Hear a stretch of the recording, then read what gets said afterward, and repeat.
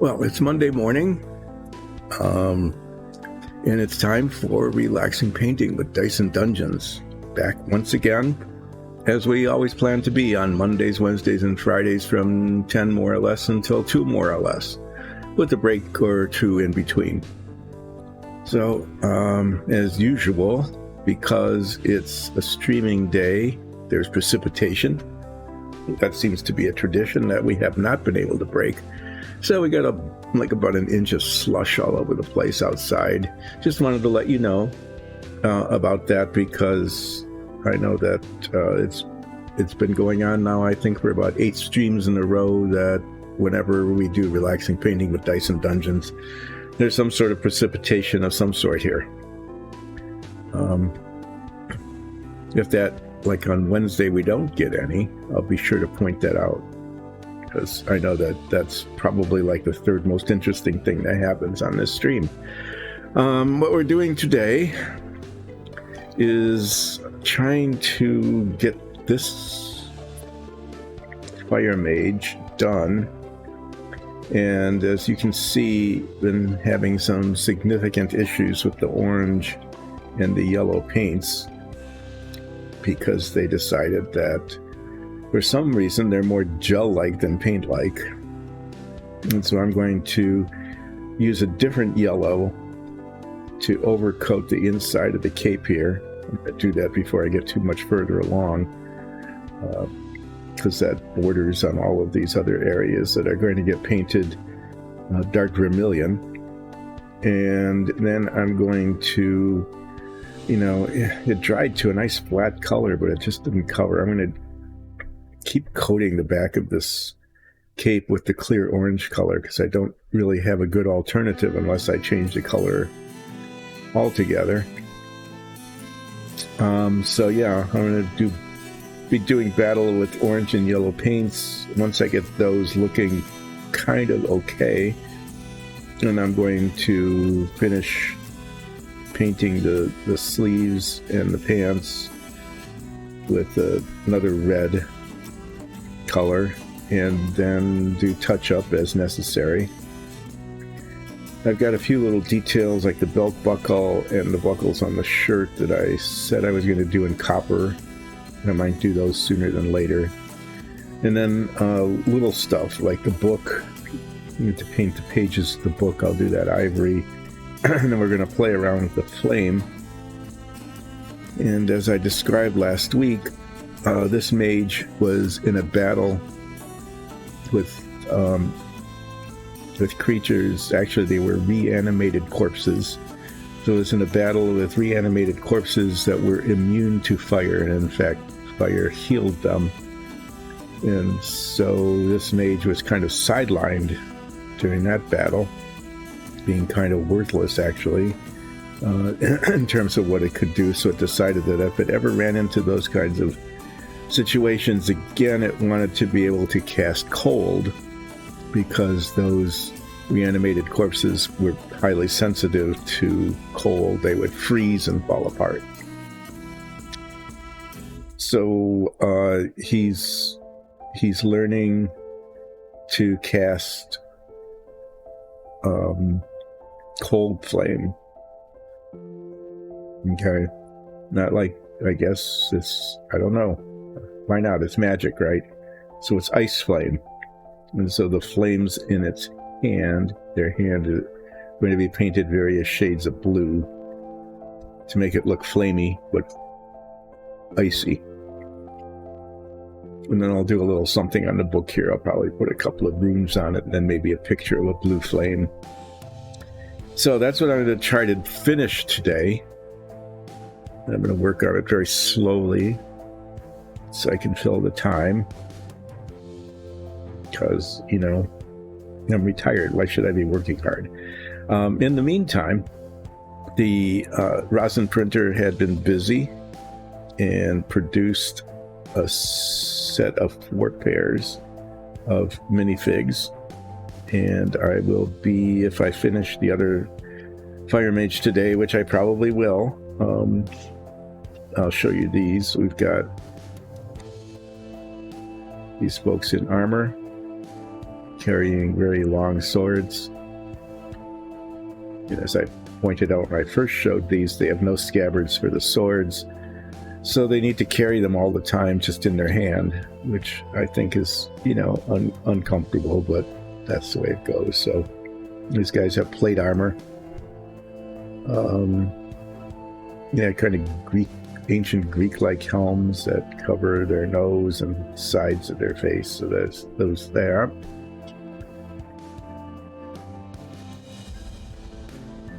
We've got these more barbarian-y kind of folks. This is another one of those. The sword didn't print very well, so I get to make one out of a toothpick and glue it on situations. I guess I've become adept at that. I've done it twice, and this will be the third one. The second one, unfortunately, broke off on Friday, so I need to glue that one back on. We've got these stealthy, roguey kind of figures. They're definitely rogues. You can tell that because they're dual-wielding daggers, and that's the roguish idiom. And they've got these really big capes. So I have to say that what's with D&D minifigs anyway? D&D characters, right? So you got these warriors that are running around in plate armor, which is already restricting their movement, and then they've got these big capes. And you'd think that if you were in a battle, a real battle, that having a cape would be a liability, not an asset. There's lots of ways of just getting tangled up in it, or someone could use their weapon, or even just a stick or something, and catch their cape and pull them off balance. I guess, rogues have to have big hooded capes. Maybe they wrap themselves in them. I'm not sure. But anyway, those are that pair. And then there's this pair who have this weird combination of weapons. They are archers and mace holders. So, yeah. See, this is interesting too. So they very clearly have, a sling sort of thing to hold their crossbows and quivers for their arrows, but there's nothing for their mace. So I don't know if they use their crossbow. I guess they just need to set it down somewhere, because they don't have any other way of holding it. I mean, it's nice to have a melee weapon as well as a ranged weapon, because you could get into, close combat, but if it just gets in the way, I don't know. Anyway, after I'm done with the fire mage, which will happen sometime, I'll probably start with these two, and I'm not sure what. Looks like there's some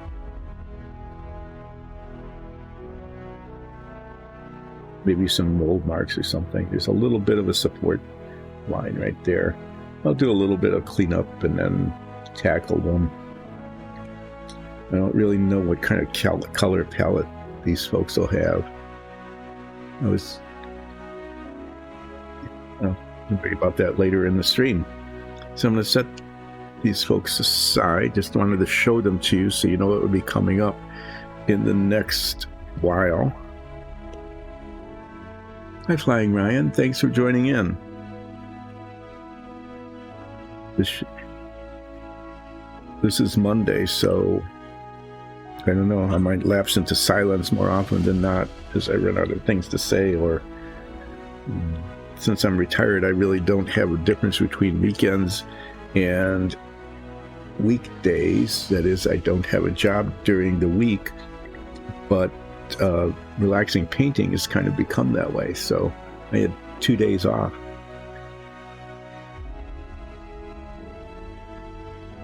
Okay, well,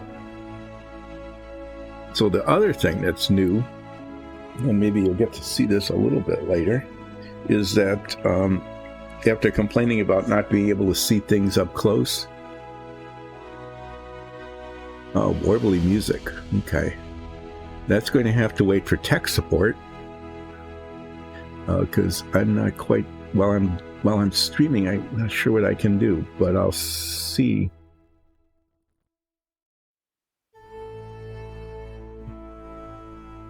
Oh, yeah, thank you. But hopefully somebody will be able to diagnose that and figure it out. I can scroll down. And I can see the music is playing, but I can't tell what the quality of it is.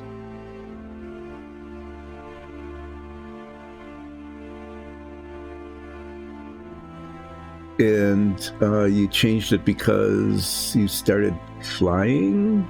You wanted it to be shorter to type? But I do recall Ryan Prince and Page from Friday.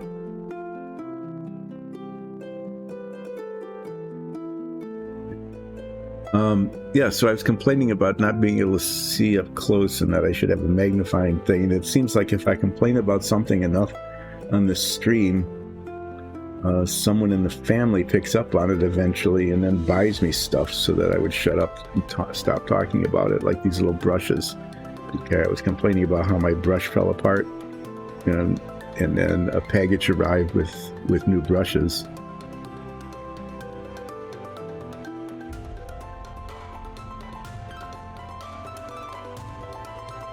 You let your subscription expire?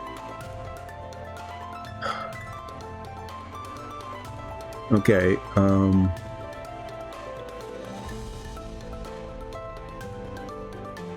oh, okay. Some people really enjoy flying for work. Yeah, the thing about these, I'm going to be trying them later today. I don't like to try new things. I guess that wouldn't be a surprise. You know, you get older and it's like, the last thing I need is something new in my life. But I noticed the name. They're rechargeable LED lighted head magnifier. And so I'm wondering, and maybe you can tell me this, does that mean that it magnifies lighted heads? Or does it mean that the magnifier is lighted when it magnifies your head? In either case, it's clear that these are designed to magnify your head because they're lighted head magnifiers. But if it only magnifies lighted heads, then I might be in trouble because, well, you know, there's light. I guess maybe that works. So it's kind of ambiguous about whether these are set up to magnify lighted heads or whether they're lighted magnifiers that magnify your head. But it is clear that they are designed to magnify one's head. So I hope that came across well. Okay, I'm going to do a flip anyway, even though who can't, can't pay for his upkeep. So this isn't an ad for Gorilla Glue. It's just that this happened to show up as like a bonus in something else that we bought, but it's small and it's flippable.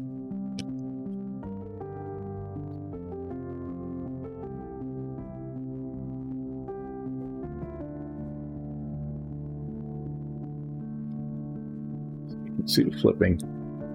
Okay, so we did that. It's a contact adhesive. I might try that on the sword that broke off, because it's a contact adhesive, gives you a little more time to work than super glue does. Super glue could sometimes grip as soon as you touch things together. But it also doesn't take forever to set like epoxy does. I think I'm going to start with the easiest part of just trying to get this orange cape fixed. And then I'm not happy with the boundary between the orange and the amaranth. It looks like there's a little spot there that needs to be touched up. So I'll do some amaranth touch up as well. But first, I'm going to put yet another coat of the clear orange on the back of the cape and just see what happens.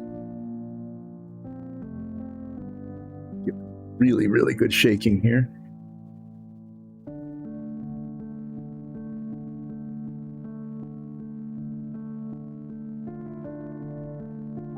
Do you have to do international flying as well, or is it just domestic?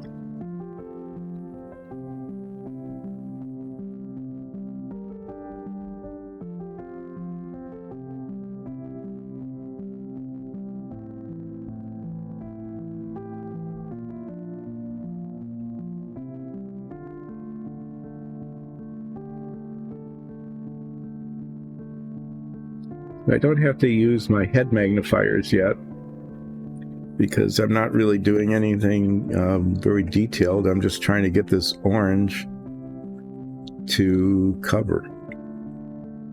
So it's 2 coats so far. You know, if it takes 4 or 5, well, we'll just keep doing that because this is the color.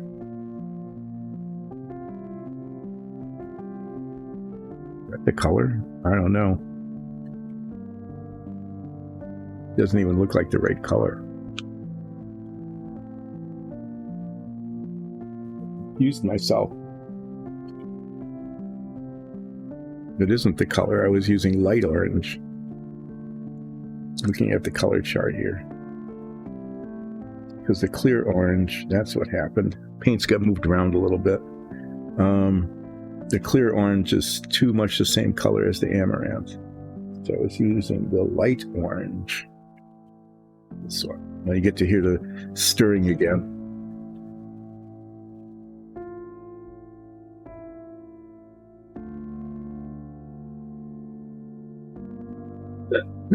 So you carry it with you and you set it up so that, yeah, either before or after your work events.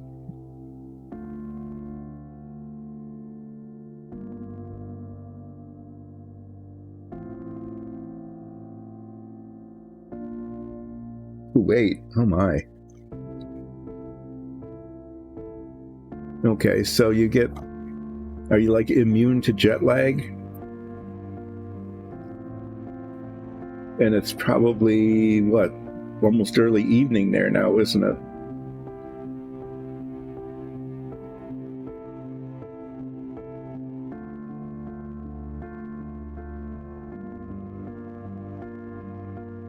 You at least get to fly business class so that when you deal with these like 15-hour flights, you can stretch out a little bit.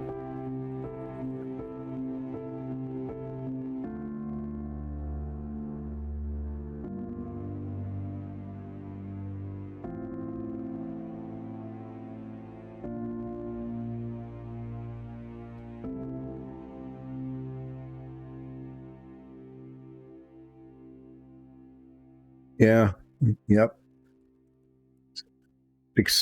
I'll translate that to 6:30 p.m. for those of you who don't do that kind of time. Yeah, so your workday is over. Yeah, this is terrible. This is not covering very well. It's almost like gel, you know. It's the paint across the grain. And this has just been a problem that we've had. It doesn't matter who makes the paint. So I'm not going to say it's a manufacturer's issue or anything like that. It's just the oranges and the yellows have this coverage issue. Their texture is more gel-like than paint-like.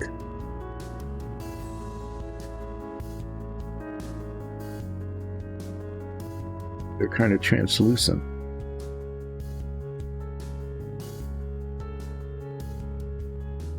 At least they level pretty well. You know, so if I'm putting many coats on, which I'm doing here, just a whole lot of brush marks, mostly.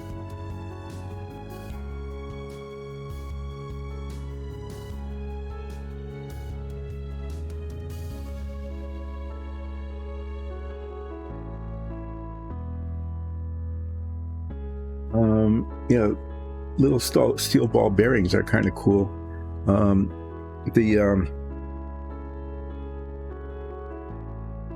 You know, I've never done this. The Viejo paints that. I always assumed that was molded on, but are there like two separate covers? Does this unscrew as well? I don't know. I'll have to play with that sometime. But we have, one of these. It's a 4E's scientific mixer, and that's what you hear buzzing there.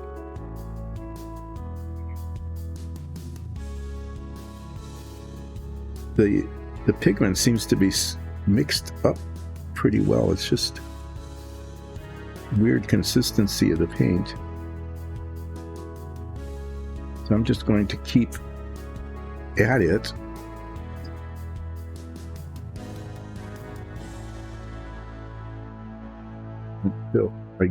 Until it just gives up, I think.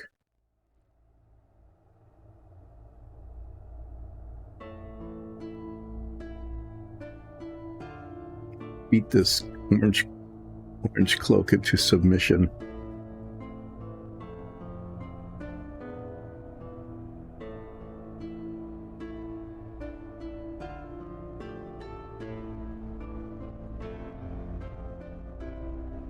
Okay, thank you for that. I never looked into that. Yeah, that would allow one to put one of those little ball bearings in. One or more ball bearings, and that they put those in routinely in the metallics. The Viejo metallics have those.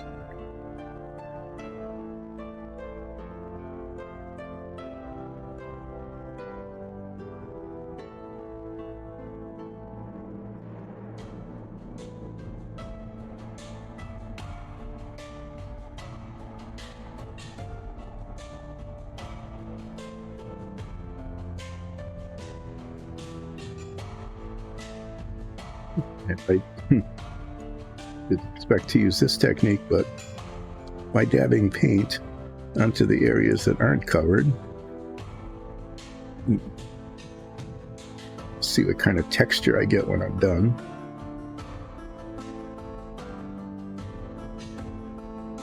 But getting the vortex mixer really made a big difference.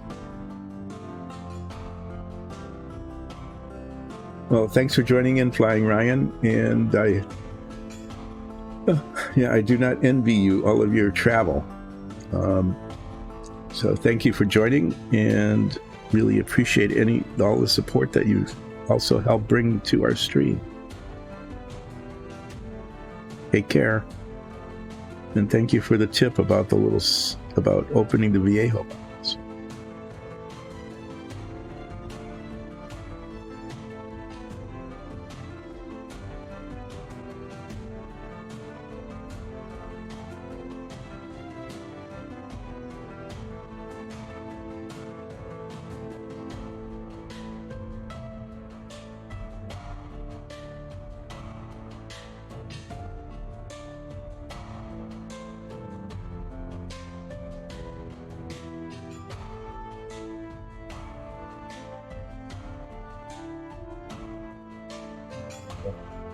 We'll see how that looks when it dries, but it certainly is going to look better than anything we've had so far.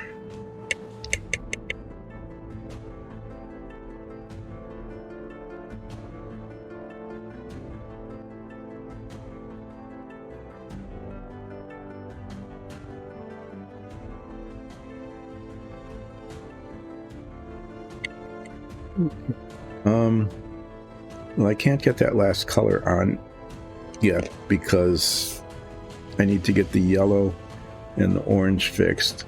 Do a little bit of amaranth touch up in a little bit.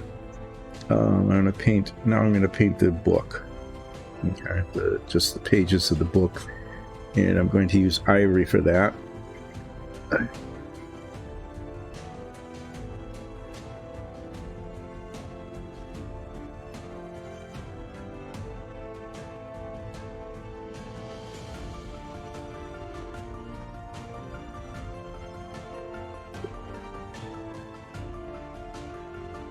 plain white, I mean stark white sometimes will work too. But when you on stream, sometimes the white, it just gets too bright, you know, and on camera it doesn't work as well. And the ivory looks white. Say is that the ivory looks white and the white just looks bright. So use a little touch of ivory here.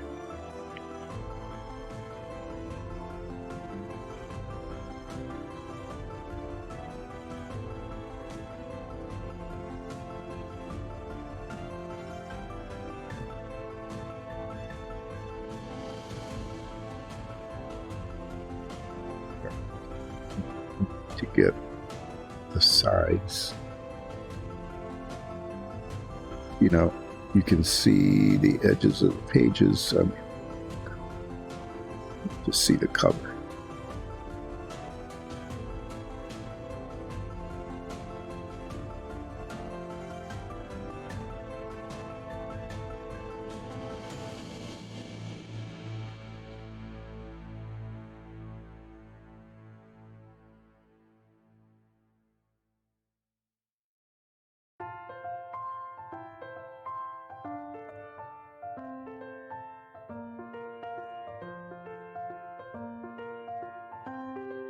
Eventually, as I keep discovering,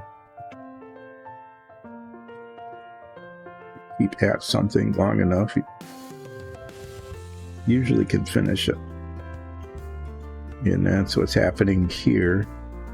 This probably would have been done completely on Friday if it weren't for the issues we're having with the orange and yellow paints.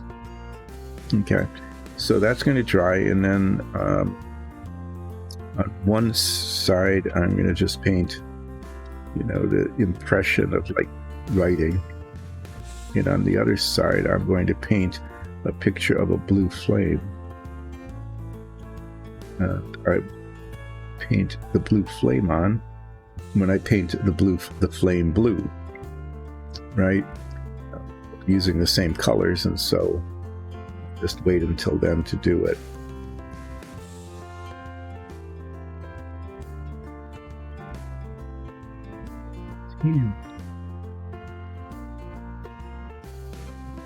Next, while I'm waiting for that orange to dry to see what the situation is, I've got two more colors to put on.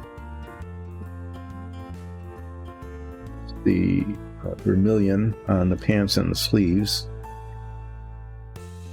other than the flame, of course.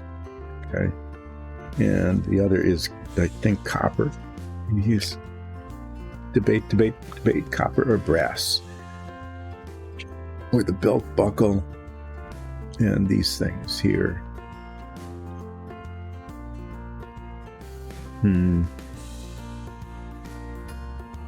You know, brass would show better, but copper would fit the orange and yellow kind of theme better. So I'm gonna try that.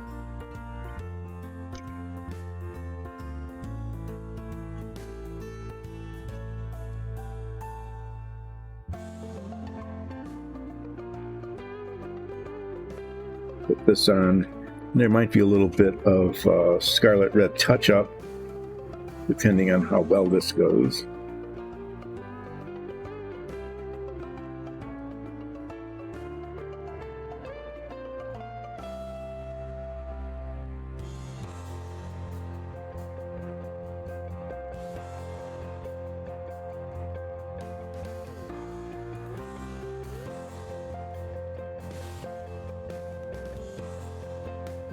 I think I need to use the tiny brush on this. And I might, why not? I'm doing a little detail here. This is an opportune time to break out the head magnifier. So I'm hoping it doesn't make my head too big.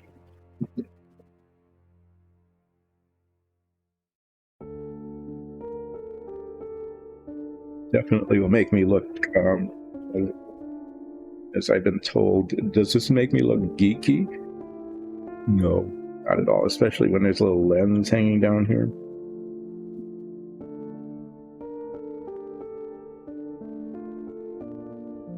This is kind of a cool thing. It lights up. There's a little light in there that shines down as well. And then there's this box.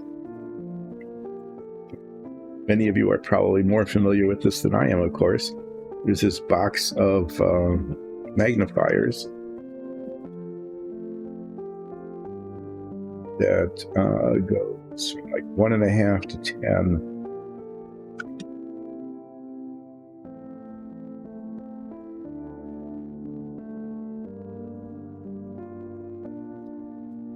I actually kind of need the magnifier to read the.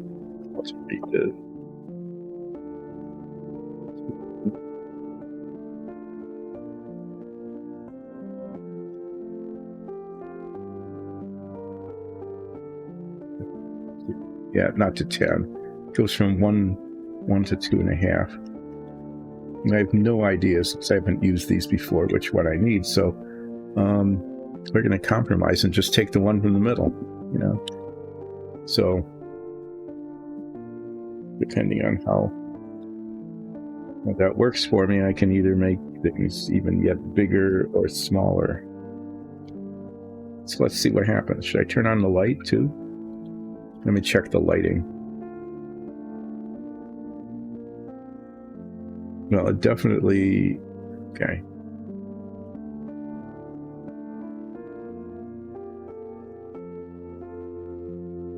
One thing I know this is definitely going to do is, because I can see the details so much more clearly, is I'm going to be able to see the flaws much more clearly right there. Couldn't see that before, but there's a touch there that needs to be amaranth that isn't.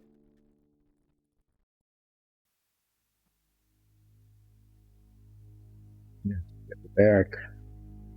So this is...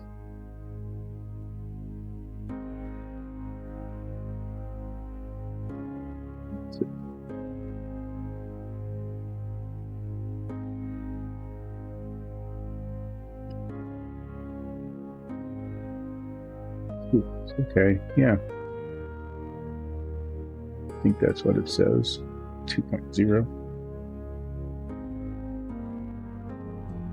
Yeah, we'll give this a go. What's it going to hurt? Of course, can only see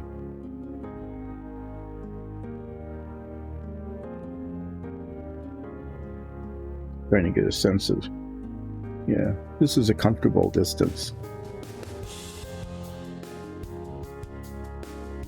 Okay, well, this will be an experience. Cleaning cloth there. Cannot really see anything outside that little focal distance though, so I'll have to get used to that.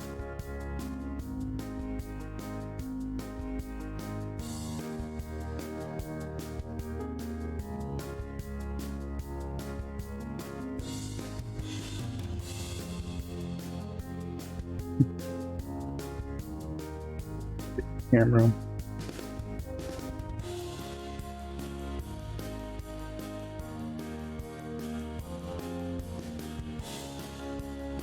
Test of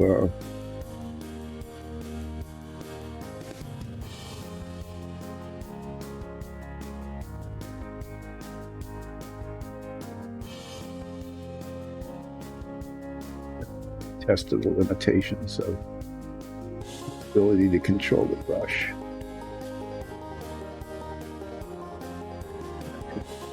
I'll chop that one.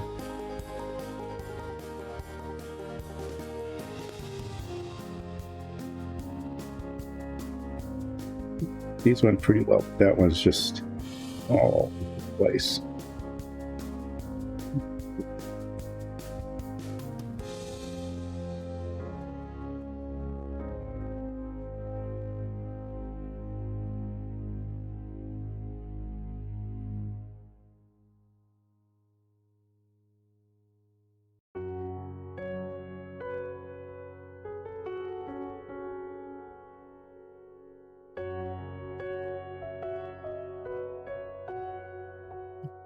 side is.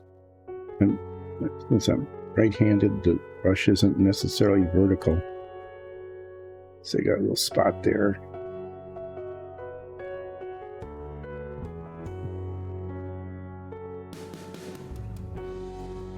I was kind of get used to these, and it does take a little getting used to.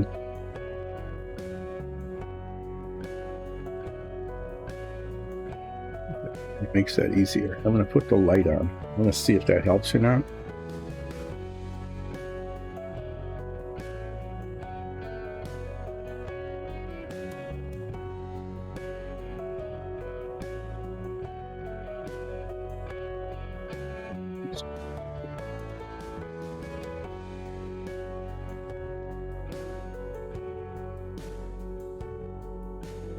Yeah, I mean, it makes it a little bit brighter. I'm not sure it's really necessary, though. Yeah, so I need to get this dark... Don't poke things with painted brush. Dark red there. You know, and I need to get little touches of the scarlet red to fix that. But, yeah, it's pretty cool.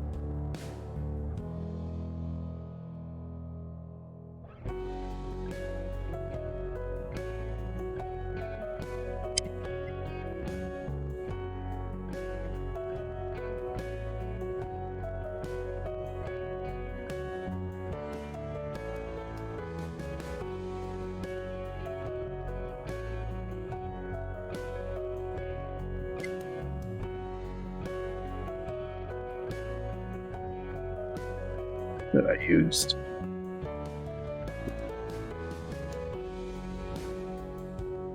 One of those things where I don't even need a drop of it, but there isn't much alternative.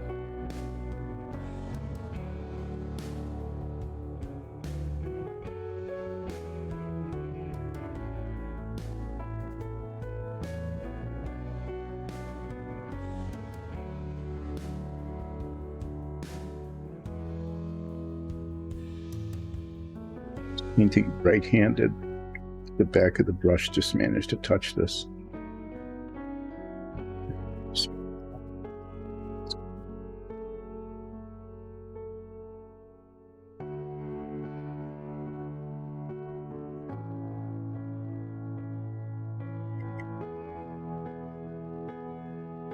What I'll do next is try to do something with this yellow, which looks really pretty scabby. And instead of using another coat, I'm going to try the Tamiya flat yellow and see that will cover it. It'll change the color a little bit, but it's kind of like yellow on yellow, so it shouldn't be a big deal. Make sure it's well mixed. This one's set about for a while. You missed the flippo, Fala. If you'd come in at like 5 after 10 instead of past 10:30, you would see a flip. But yes, I'll flip again, because while I am flipping, I'm not painting, and it's so much easier to flip someone off than it is to paint.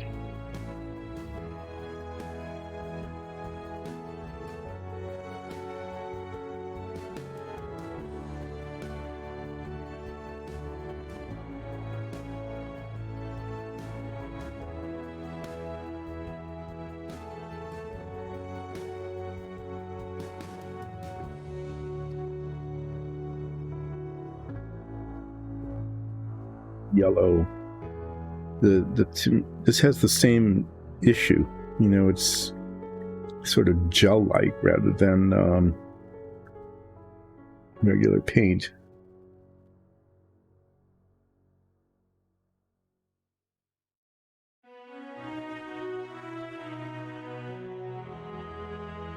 It's the same technique of just sort of dabbing it on. Make sure it gets some sort of coverage.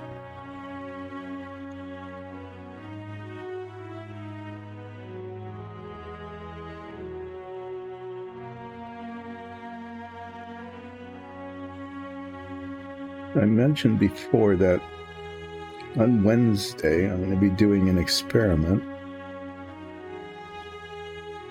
of trying to reclaim the old Renwall submarine. I'm bringing it up now because of the yellow paint. And you'll say, what does that have to do with it? Well, what has to do with it is that the Poseidon missile tubes, the Renwall submarine is the George Washington, one of the first submarine-launched ballistic missile submarines. So it's a cutaway, and so you can see the inside, and part of what you can see is the missile tubes, and the missile tubes are supposed to be painted yellow. And if I'm not going to be able to brush on yellow, because it'll just, not this kind of yellow, because it'll just look terrible.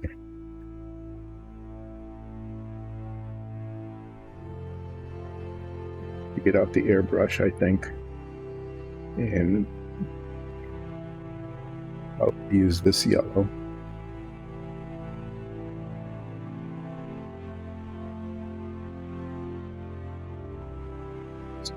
I'll paint on them and see how that works.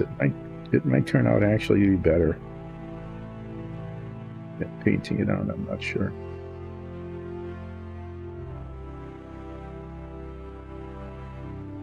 Okay, well, that's not great, but it looks better.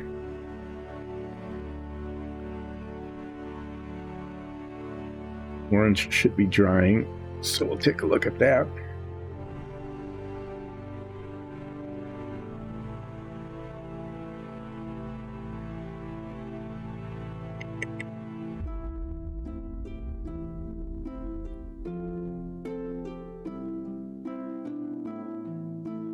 This yellow, I'm going to just do it now while I'm thinking about it. I've got some thinner, and this paint dried on the brush like almost immediately. I'm not going to play with it yet. I'll mess with it when I paint toward missile tubes.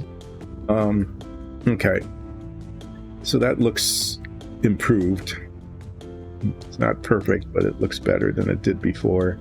The orange is pretty close to being acceptable. I'm going to see it. I think this paint is still, it's too gummy to use. Well, maybe not. I'm just touching up. I'm just putting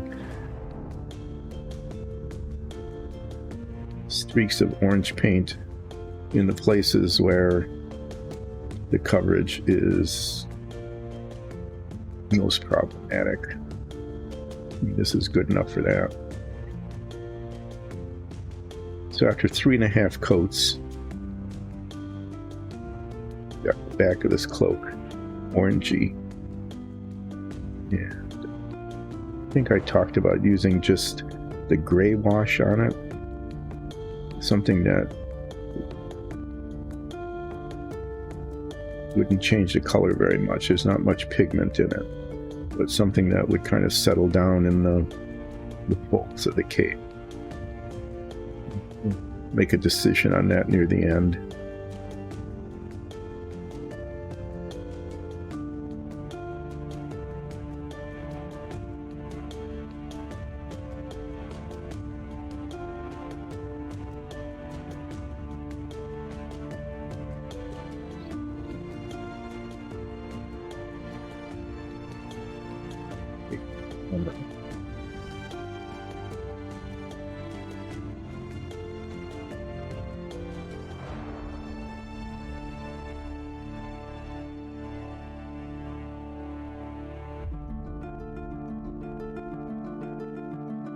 Okay. And then there were just some little spots with the amaranth.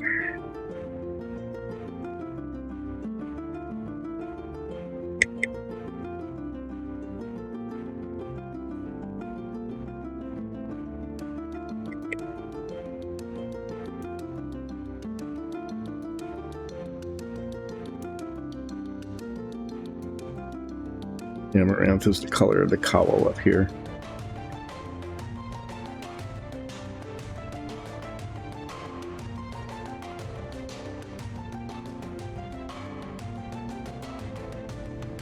Okay, let me just do this amaranth thing and then we'll do the flip.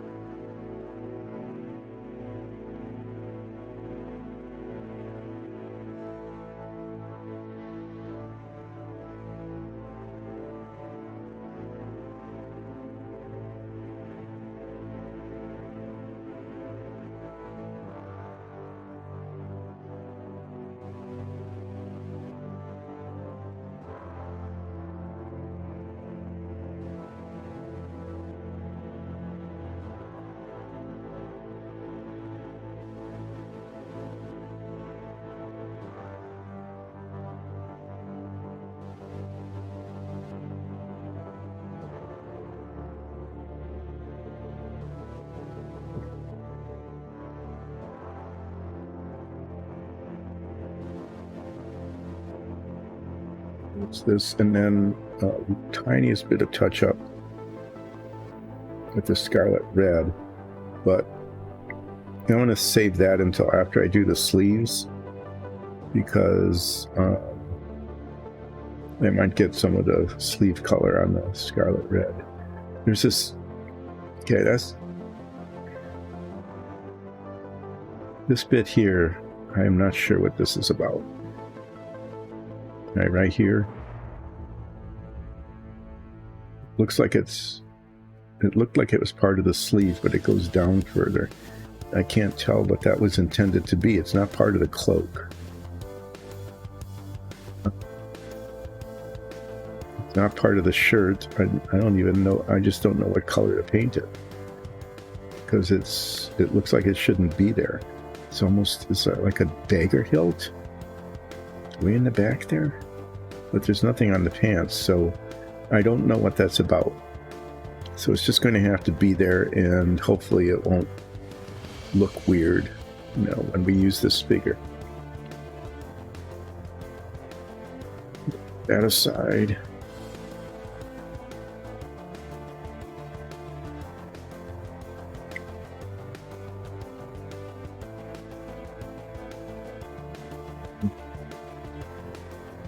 flip, yeah, a reflip.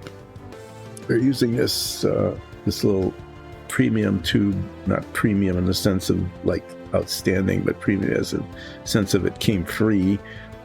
A little bonus tube of contact adhesive that came with something else we bought. So this flipped pretty well. There we go. So that was our reflip. Okay, now I'm going to do the scarlet red touch up around that one copper buck. No, I said I wasn't going to do that because I might have to do it, use that same color after I paint the sleeves and the pants. So I'm going to paint those vermilion. I hope this color works because that's what I'm using.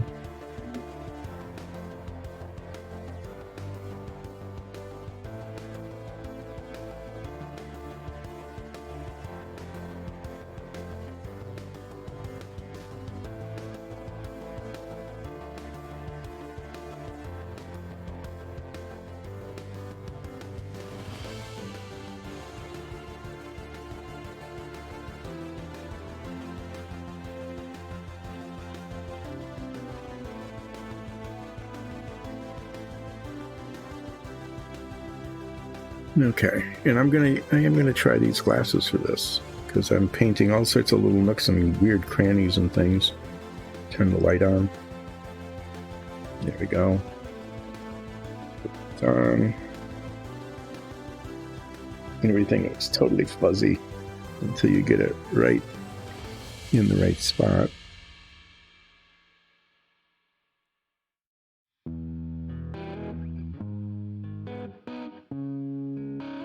Everything's adjustable here, so that's what we're going to do. So, yeah, that angle is better.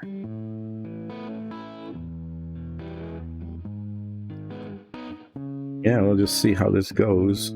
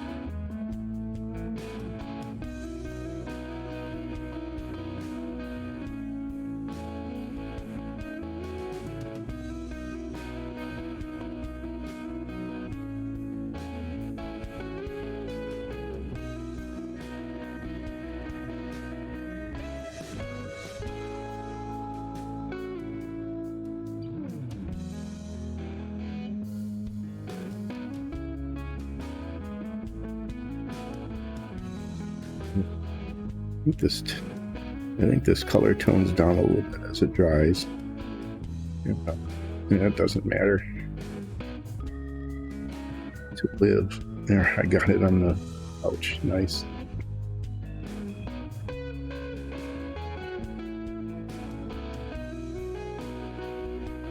We all are going to live with the results, no matter how they turn out.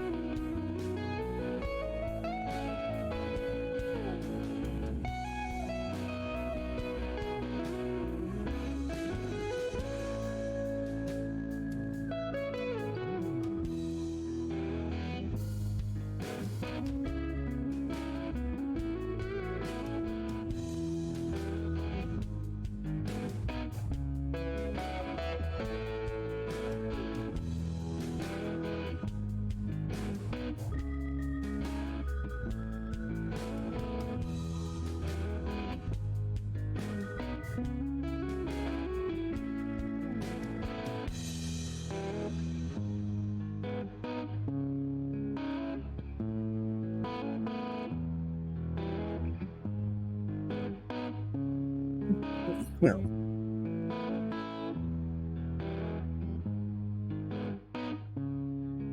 you guys are starting to get used to these magnifiers.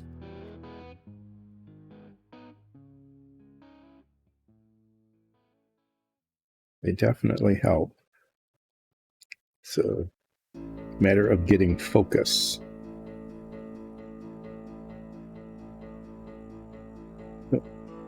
Good thing about some slips like this is they're really obvious, right? But they're also in a spot that's easy to get to.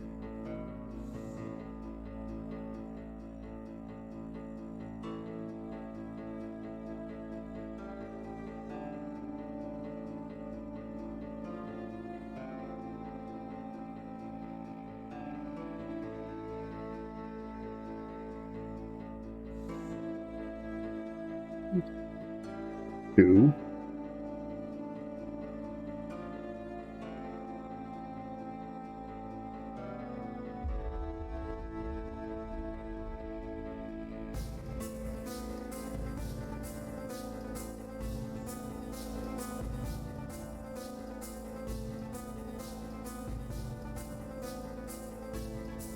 See, the same thing happened there. Right there.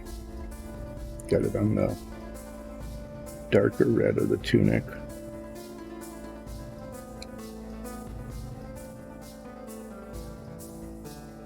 And if I would just, maybe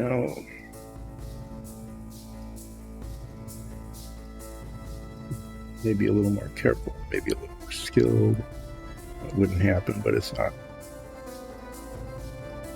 That should be a spot that's fairly easy to get to with a fine point. Just get a little bit of that dark red paint in there. It doesn't show too much, which is good.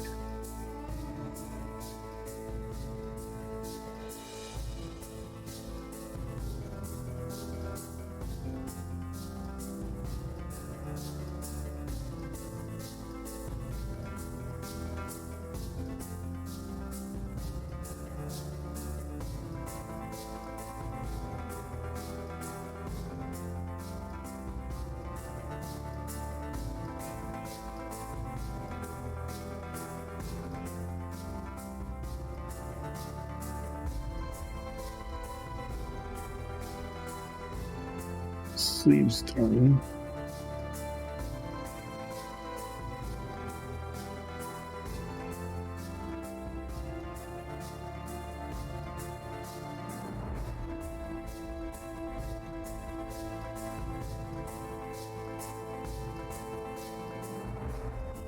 Look at this from some of the impossible angles, the angles that no one will ever see unless they flip this thing over. I can see there's little spots that got missed, but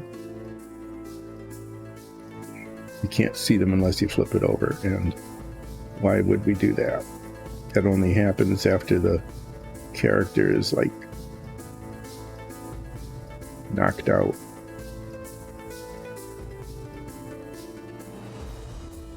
We do things Pokemon style. Okay, we don't kill our foes, they faint. something Zoria taught us to do. Let's see. Okay. This does show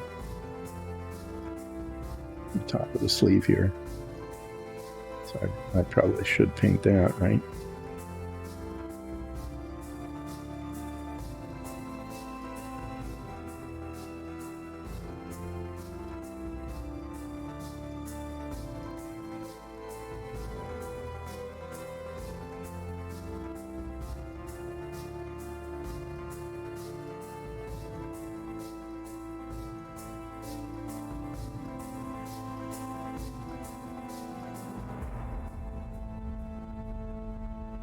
Okay. So you can kind of see how that's going to go. There's paint there, there's paint there, there's paint there. Yep, making a mess. But those are fixable messes, so that's good.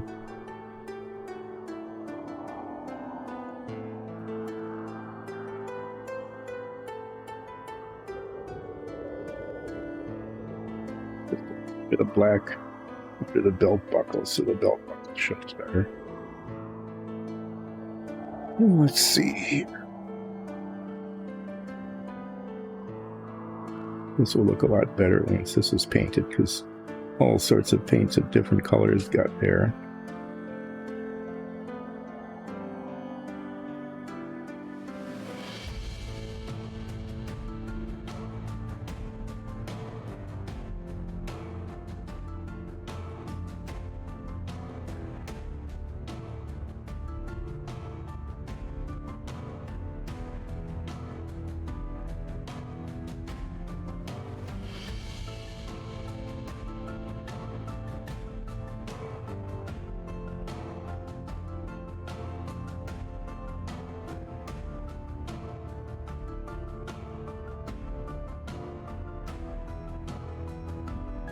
This magnifier, I get to see all sorts of flaws that, things that are not quite perfect that it's going to say without the magnifier you wouldn't notice, and definitely when you're looking at it in a stream, if these show up in our Dungeons and Dragons campaign, and you're looking at it from the distance that you get from the camera, then they will be unnoticeable. And this will look like an amazingly detailed paint job. Yeah, sure, you betcha.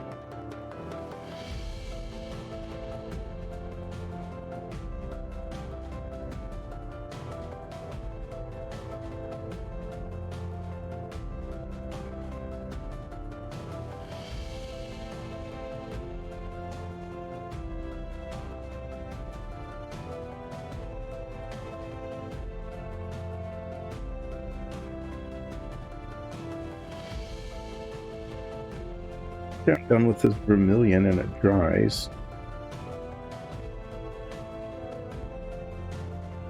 Seems to be covering pretty well. I've got some black red touch up there, and I've got some of the scarlet red touch up there, and at the tops actually of the bags that I didn't see before I got these little glasses things.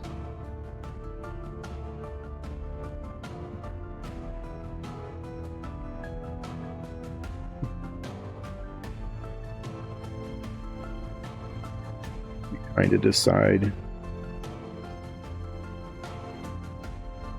to do, if anything, with washes on this.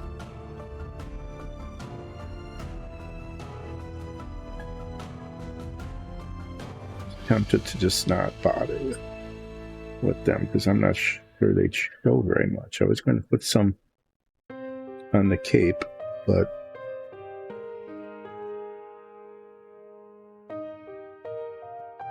help improve its appearance at all. A lot of these colors, they're looking okay as they are.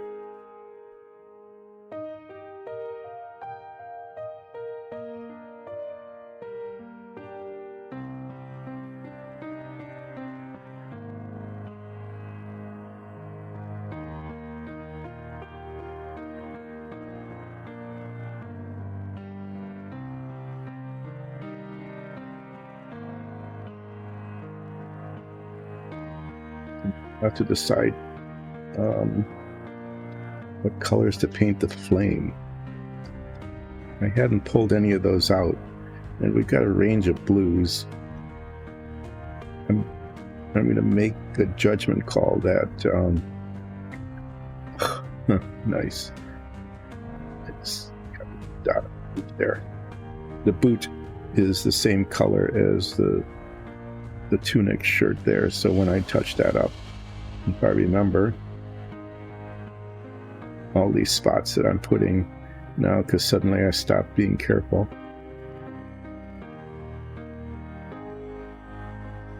Yeah.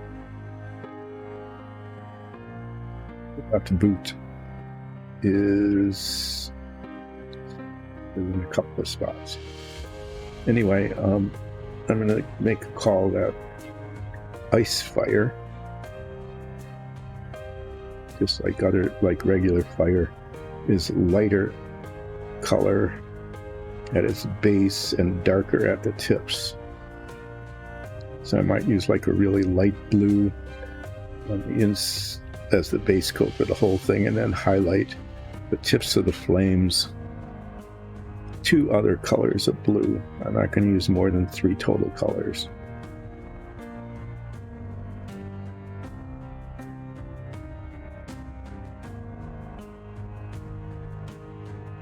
Going to rotate this primarily to make sure that I didn't miss anything.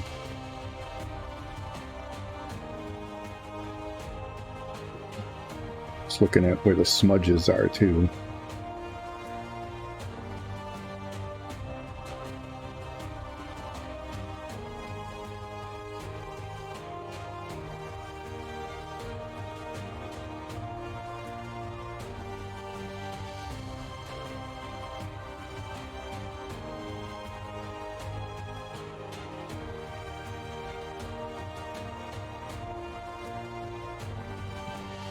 Got 2 colors of touch-up that need to be done.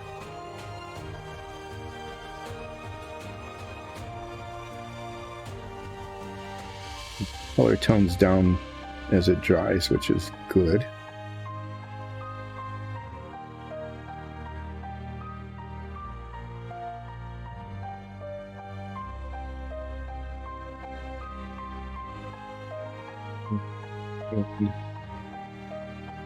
That kind of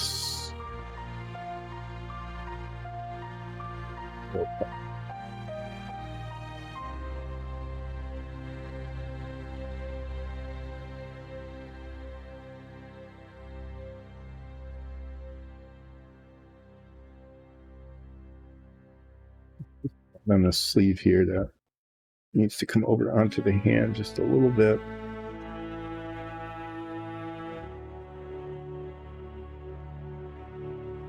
Now you can't see it from there at all. I can barely see it.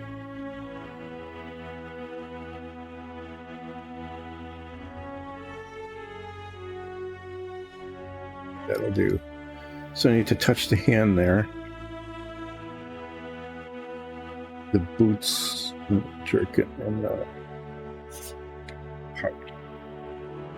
Well, yeah, the problem is with these that I can't see more than 6 inches away then.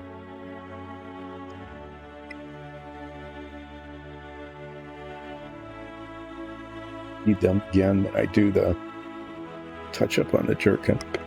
I won't need them on the pouch of the hand because those spots are just so obvious and easy to reach that I can do it without those glasses. But when I do the touch up with this scarlet red again, I'll need those, especially around that one clasp there, the copper clasp.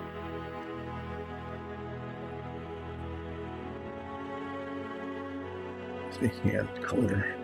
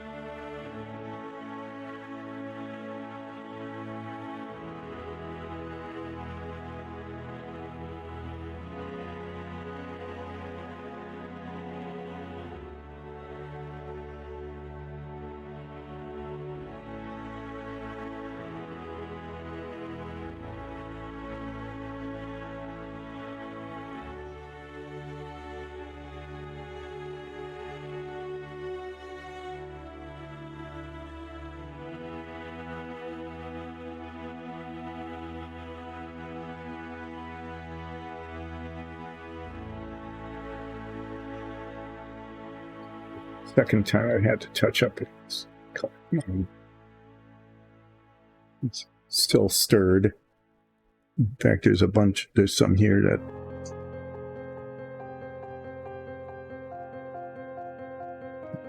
see if that comes off or not.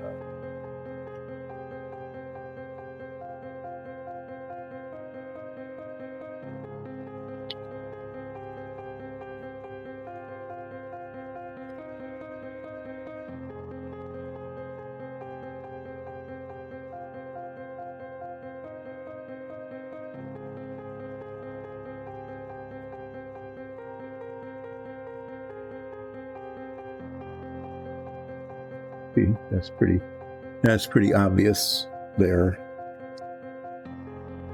and easy to reach.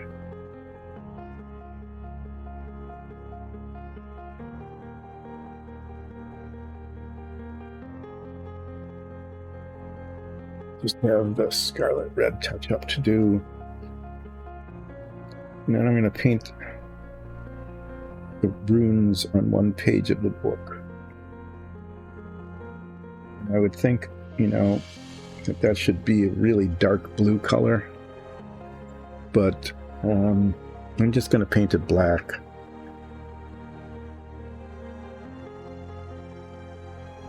Let me get these back on.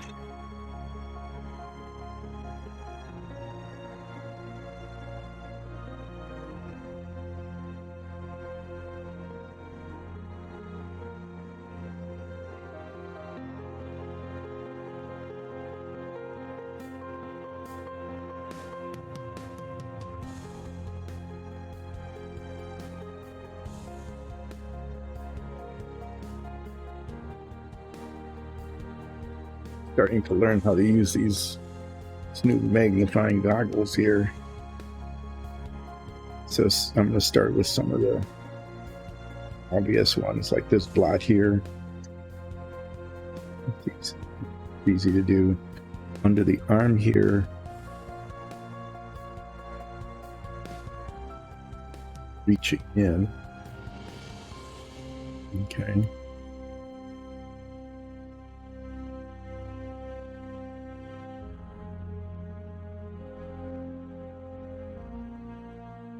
And then, which you can't see, but I can, is that this one buckle here.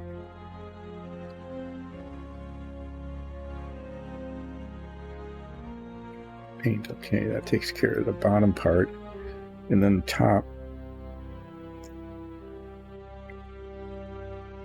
just got too big.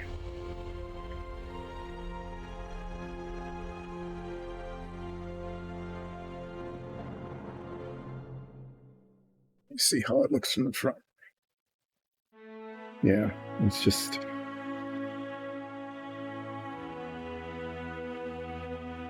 reach too big across the top here.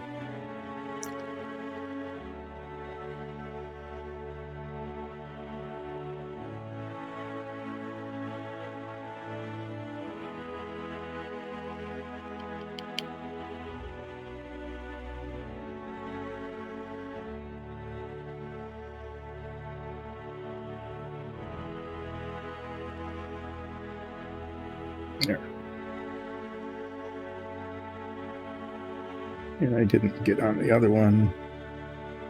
So this one, it's not perfect, but they look okay, and the belt buckle came out all right.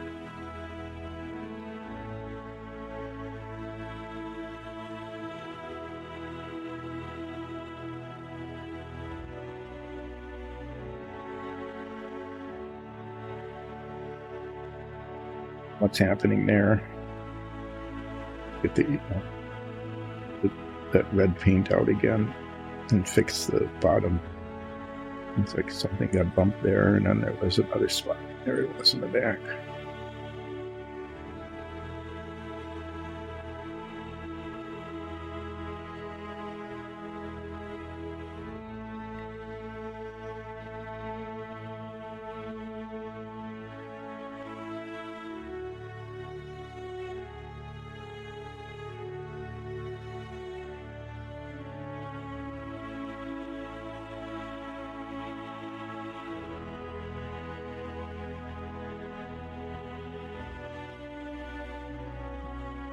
raining again. Yeah, it's important to, like I said, it's become kind of a part of an unavoidable part of the show, is that whatever streaming day happens, when I touched color to the wrong color, streaming day has to include precipitation. It just must.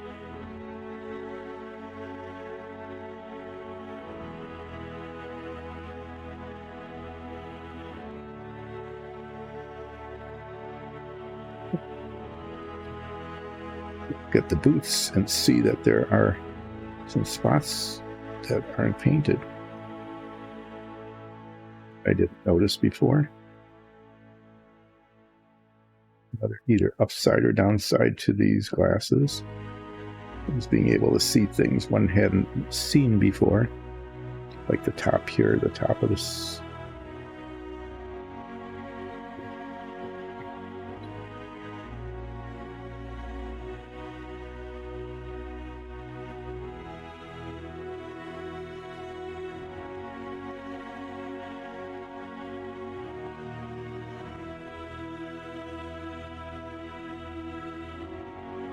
Okay, well, I'm going to just clean these brushes.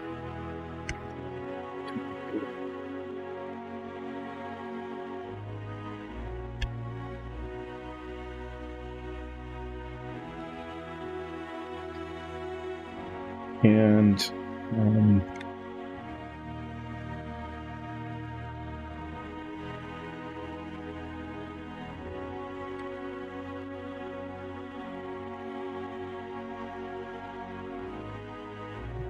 so that is not coming to the point of this brush.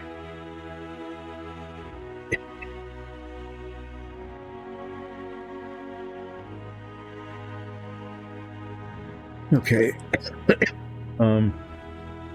This is the book it's holding. I'm reading it from this side.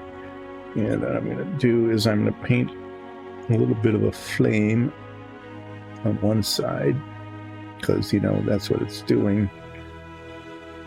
And like some fake writing, little dots. I'll probably just use tiny little dots of black to make it look like there's writing here. Do those on that side. So I'm going to get the black paint out and we'll see if we can make that work.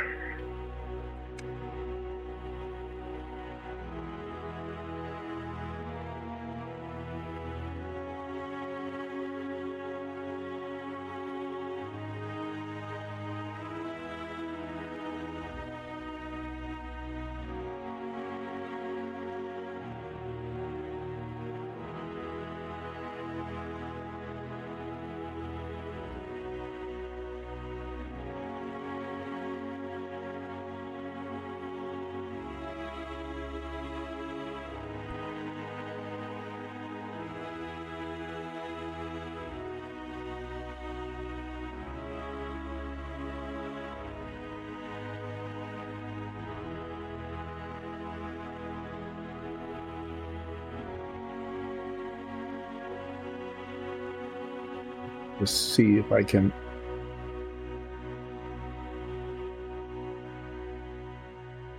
get the impression.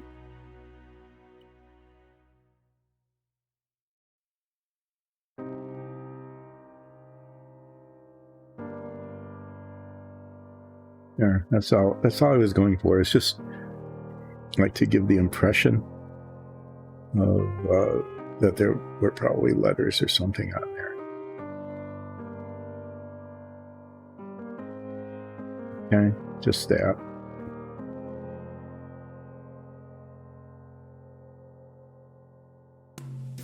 And then that gives me this page to paint kind of like a little bit of a flame. I need to do, there's a couple of things here. I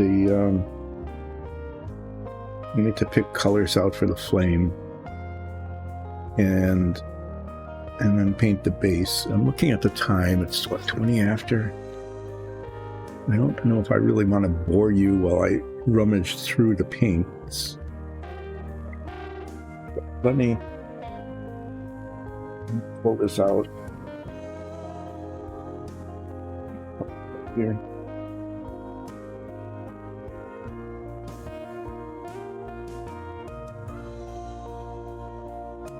So I think the lightest blue I have is light blue, and I might do that as the base coat.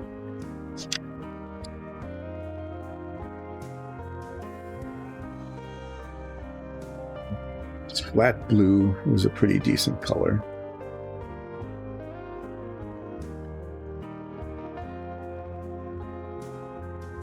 And the Tamiya blue is a very nice, I might use this one for like the very, very tips of it, the dark tips. I'm thinking that the inside of the flame should be lighter though, and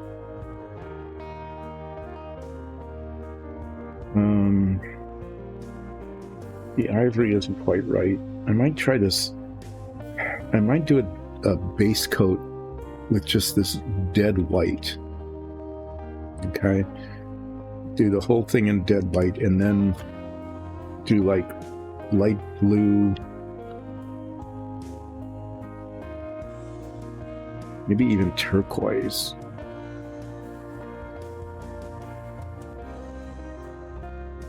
Like highlights. The other thing I've got, and we might try this, is that there's these pearlescent paints. It will sparkle to them, as I could get something out like the green blue and just put little spots of that on it. I think the flame is tiny. It's really little. And it's very, very spiky. So there's lots of opportunities to put little sparkles and highlights and things on it. But the more I think about it, you can see this ivory looks white on camera. I mean, the dead white will look very white, but it might be a good base for the flame. See if I can find that and see if I can put it on there.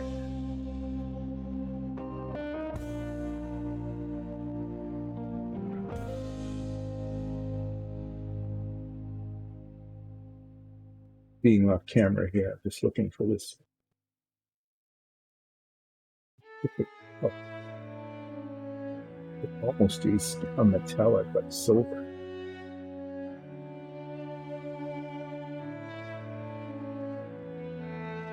Use this really before, other than I think for the color charts, so I'm gonna have to give this a really good mixing.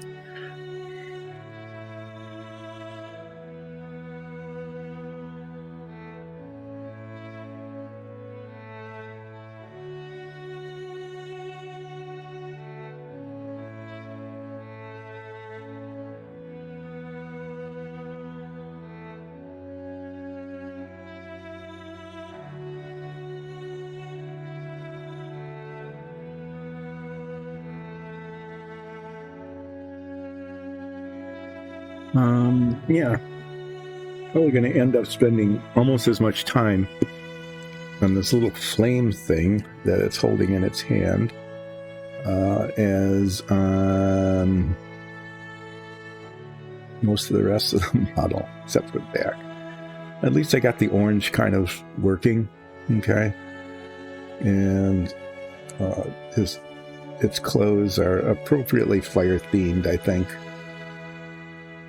Everything is in reds and yellows and oranges. I like their hair. Their hair color actually turned out to be pretty decent. What did I end up using on that?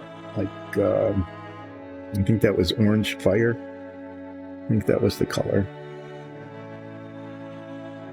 Okay, well, I'm going to put some of this in a well here. This is very white.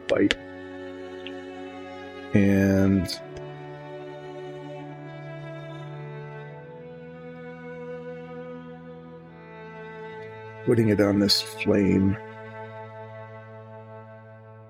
If nothing else, the whiteness of this will let me know where it is. It's so spiky. So I'm going to, this tiny little brush is actually necessary just to get it into all the nooks and crannies.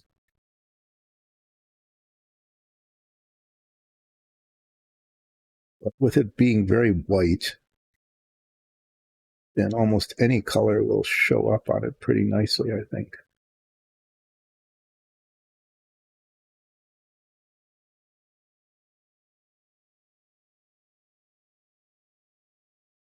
It'll give it that icy look. So I'm thinking this might work out okay.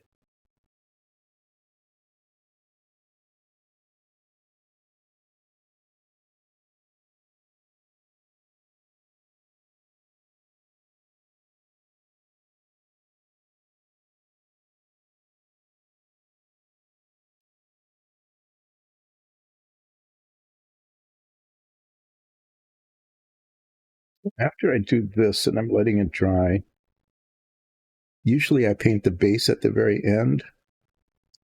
But I think what I'm going to do this time is, just because of the timing,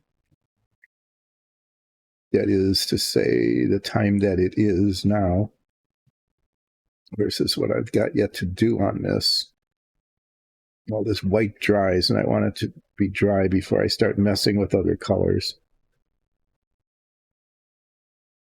I'm going to paint the base, let that dry.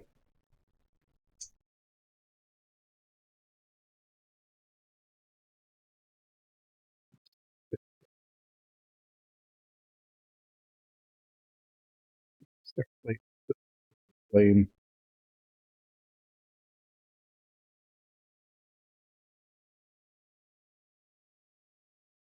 Yep, not at all. Not at all sure how this is going to turn out. Other than that, it's going to be bluer. There's going to be blue on that of one sort or another. And maybe the secret will be to not use too many colors. I'm not sure. Okay, so here, I'm going to just do this on the book. I'm going to paint the outline of the flame in this white.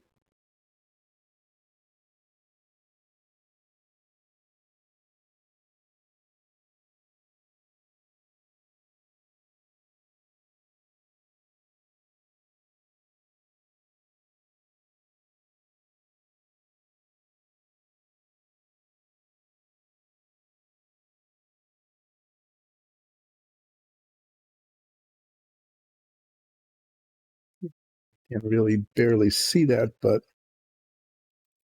yeah, there. So I'm going to just look around and make sure I've got the flame all covered.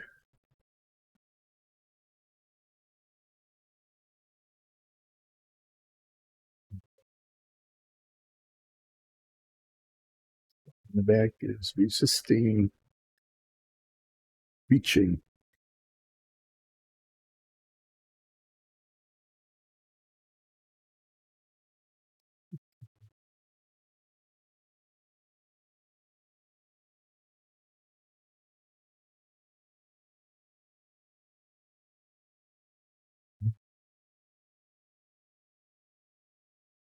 I have to tell you that the temptation will be right now, looking at this, is to get the green-blue fluorescent pearlescent paint out and use that on the tips of the flames as just kind of flick it on.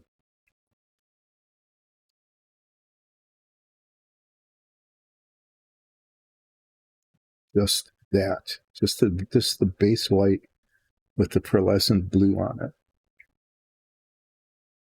which is different than what I had in mind. But as I'm looking at the white spikiness of this,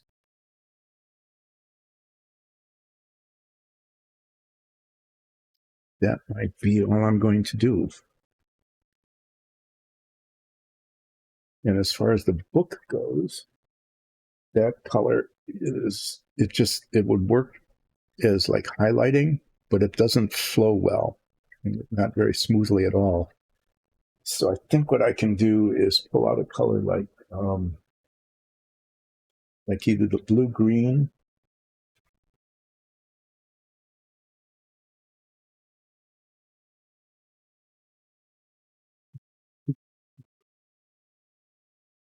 the turquoise color.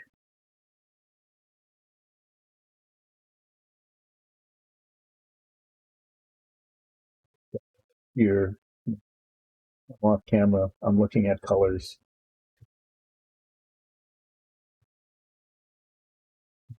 Well, I'll do that on break.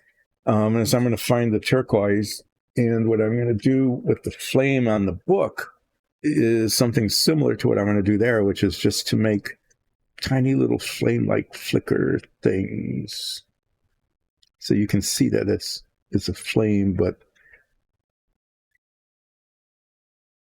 not too terribly multicolored. Okay, so because of this 11:30, the break will come a little bit early, but I'm going to do the base and then come back and finish the flame after that white paint dries.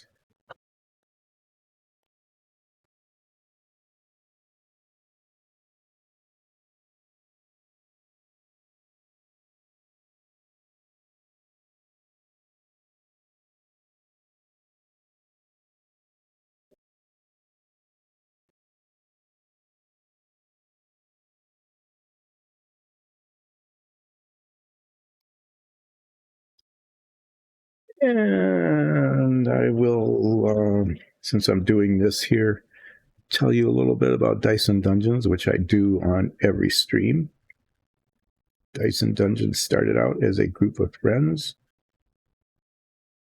and family members, and our dungeon mistress, Alexis, had put together over a period of a long time a very complicated and wonderful world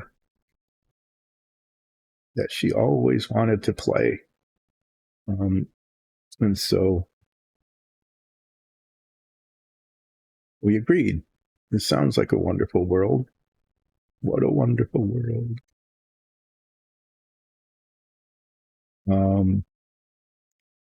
And decided that this would be it'd be a lot of fun because we all like playing D&D to play in this world. And we got together and started doing that. And about that time, Alexis also became really interested in streaming. So it was, well, if we're going to play this and we're having a lot of fun, why not stream it? Why not? What could go wrong? So put together kind of a primitive little studio. We had lots of fun practicing with different kinds of microphones. Did like little lavalier mics, you stick on. Oh, back up this thing a little bit. You stick on your lapel. I had some opportunities to create amusing moments for everybody else with those mics. Anyway, it just got more and more sophisticated. Now we've got a really nice studio with multiple mics and sound filters and background music and all sorts of stuff. Anyway, it all started out that way.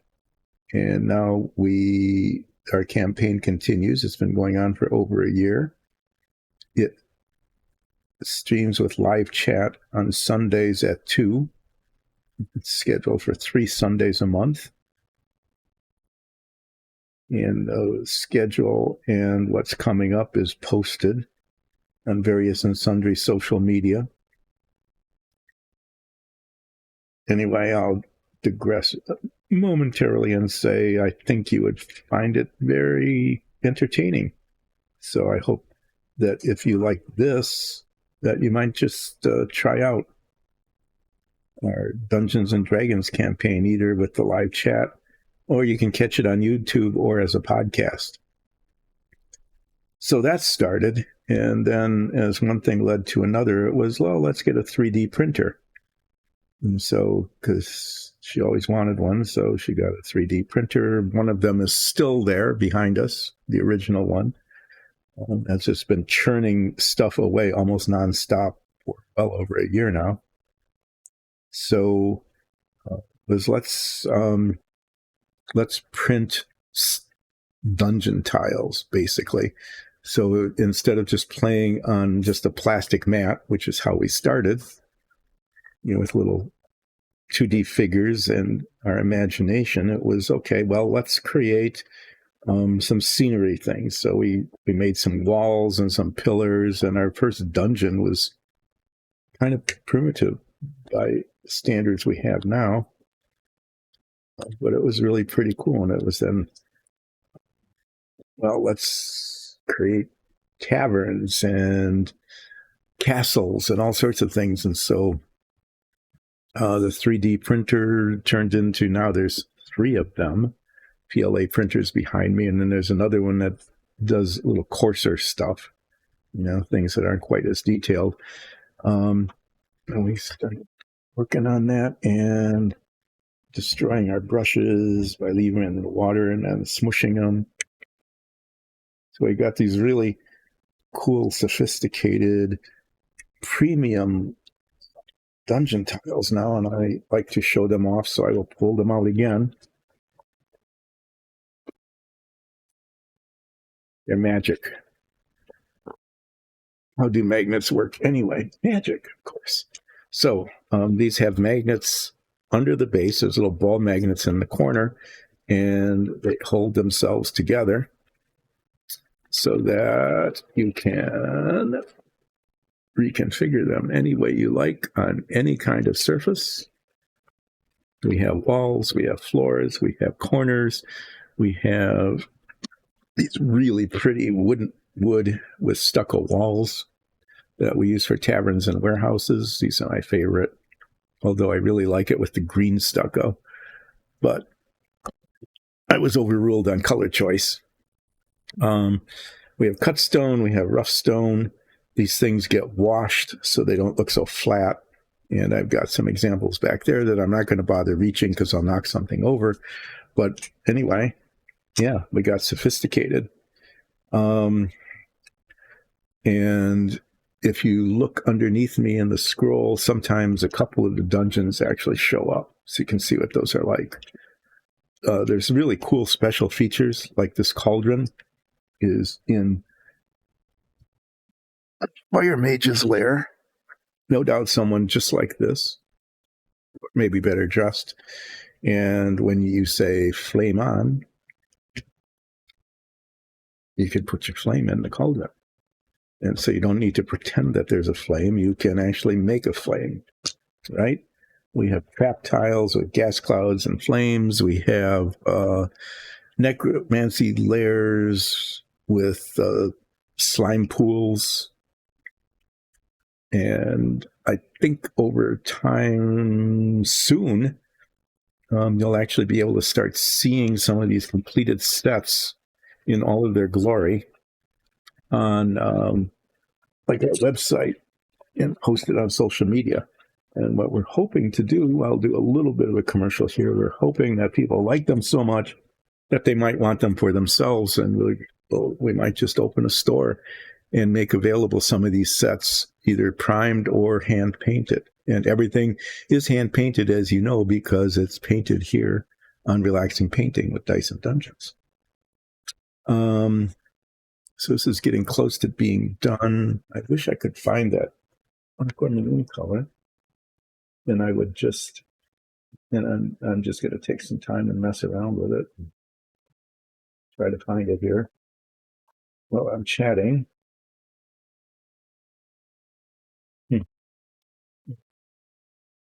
one of the things that I keep saying on the stream is I should at least sort these out by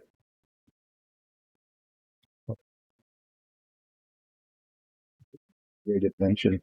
That's I will show occasionally on the stream, which is this custom made. There it is. It's turquoise. I'll show it now. So you got your PLA spools, these things. What Alexis did was she designed these custom inserts that go in and hold your paint bottles. Case, and you can oftentimes find the paint you want and pull it out, but it's a great storage thing. There's one for the Viejo paints. Anyway, yeah, I'm screwing this up. There's one for Tamiya paints, and we're going to get another one for these, the larger Viejo washes and metallics. So I found it. This is a really pretty color, and since break time seems to have slowed down. You know, it was moving along pretty well, but then it sort of stopped for me. And now there's still a fair amount of time before the break, and I found the color of paint I was looking for. I'm going to paint the flame on the book.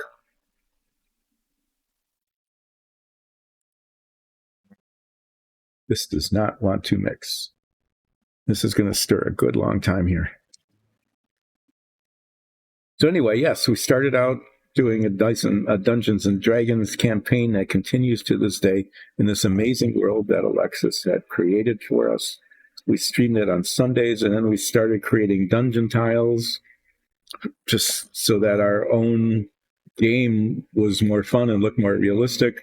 And we started streaming, and we said, well, if we're going to stream, we want that to look more realistic. So kept printing more and more dungeon tiles and tables and fireplaces and little adds on. We have chests, tents, sleeping bags, beds, bookcases, all sorts of stuff. So you can put together a building using these, reconfigure it any way you want. Setup is really fast. Takedown is really fast. Yeah. And then we started painting them, of course. And then it was, well, people stream painting. I don't know why. They do. And that became my job, is now I do relaxing painting on Mondays, Wednesdays, and Fridays from 10 until 2 on behalf of Dyson Dungeons. And if you like what you see or hear, we would welcome you to become a subscriber. And if you really like what you see or hear, you can go to patreon.com/diceanddungeons and become a supporter. That would be really much appreciated. Tell your friends, tell your family, tell your acquaintances. If you hate what you see, tell your enemies, and then they get to see it. Well, this is sort of stirred up. You can even see, I don't know how this managed to settle so much. But this paint is resisting mixing. Maybe this is one of those where Flying Ryan suggested taking a little ball bearing, and we have some, and prying open the top here. This cap comes off, or it comes off here. I don't know, I'll have to play with it. I think it comes off up here, just the nozzle. Anyway, I'm not going to mess with that right now. This is one of those situations where the little steel ball inside might make a difference.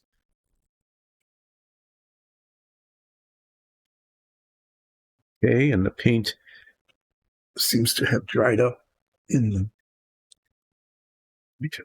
there. Let's see if I can get a toothpick in there.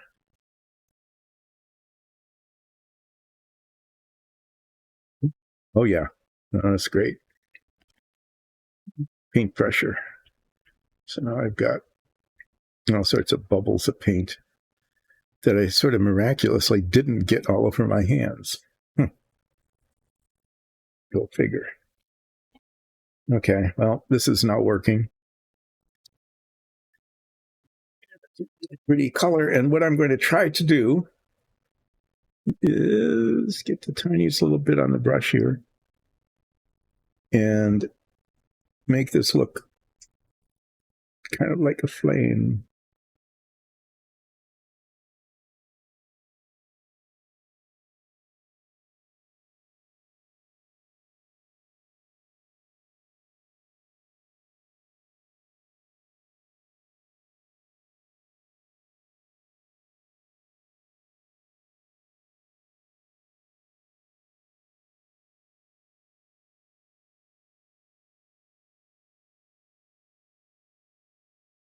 No, that was a failure. Okay. Whatever I did, it did not work. So what's going to happen now is, I just, even with this tiniest brush, there was too much paint on it. I need to have like next to no paint on it. Teeny brush dry painting. So that's just going to have to dry. I'm going to actually dab some of it off.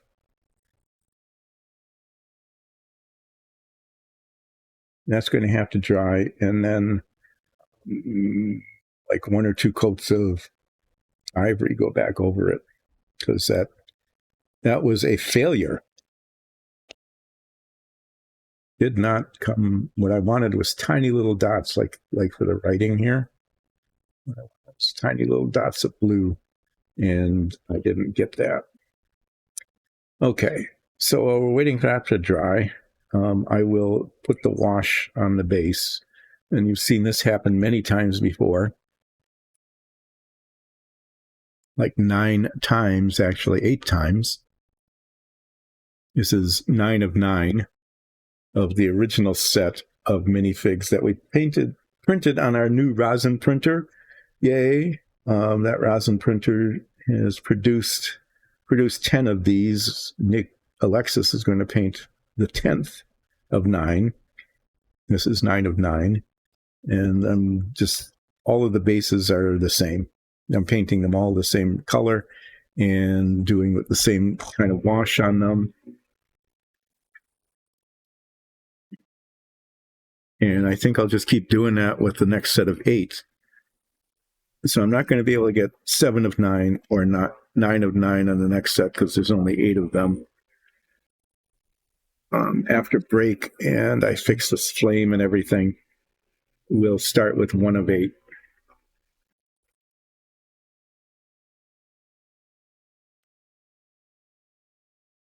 A nice color. I mean, it was a good thought, but it definitely looks like just a splot and not a flame.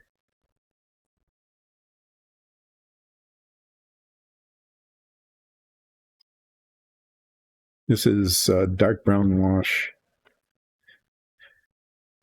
On a dark brown base, you can't really see the color much, and what I'm doing is just trying to make it look not monotonous by deliberately puddling the wash on the surface so that as it dries, it just gives it a little bit of a subtle texture.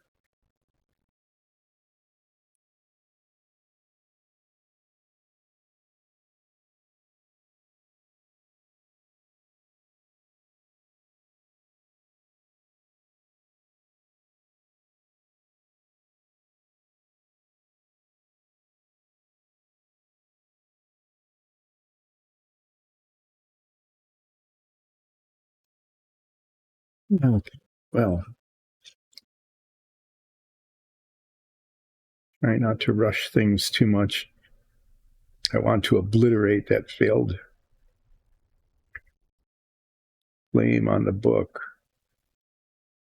but it's not dry yet. And all I'll end up with then is a pale blue streaky thing, which is not what I'm going for. What shall we try? What I'm thinking I'm going to try is why not? I'm going to use kind of a large brush on this, not the really fine pointed brush. I'm going to try. I don't want very much of this on there at all, not much color. What I'm going to be trying to do is using the blue-green pearlescent paint and just painting like the tips of these things so that it looks like it's kind of sparkly blue flame, icy ball, an ice ball flame, because this is a fire mage that is dabbling in ice magic because of an unfortunate encounter that they had not too long ago. I was going to do this after the break, but time is marching slowly today. So pearlescence. What I want is green blue. There's a really nice navy blue as well, but I think that would be. I'm going to take it out just in case I want to do just a dot of it now and then, if I just want a really dark spot.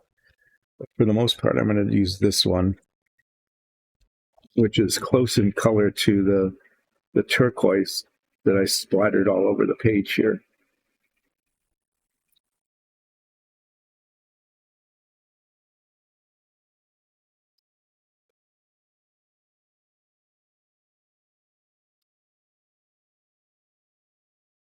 These are kind of interesting paints. They have a really, they are pearlescent. They're really pretty, but they're like the orange I was dealing with earlier. It's always almost more of a gel than a paint. Oh, hi, old Brogger. Yeah, thanks for joining in. I really appreciate that. Sorry I missed you as you first signed on, but it's coming along. And yeah, I finally got the orange to work after 4 coats. Yeah, now I'm going to try to do some blue highlights on the ice flame that the fire mage is trying to learn. I tried to do a spell book there. Okay, that was writing on one side, and that was supposed to be a picture of a flame, and it turned out to be just a blot. So anyway, we'll cover that over. And now I'm going to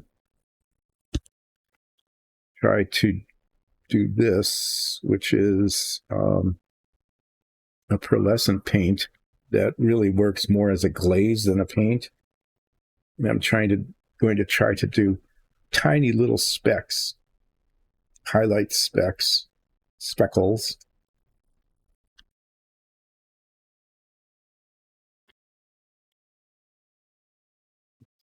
Need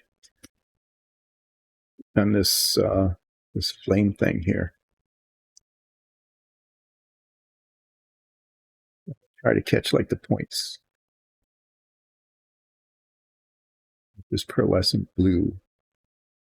And if it works, it should look very icy. And then I've got a darker blue too that if I want to, I could just paint some darker spots.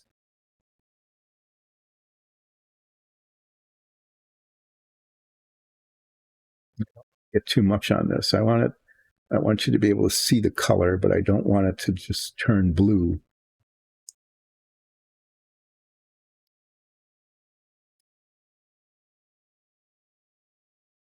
I have to say that so far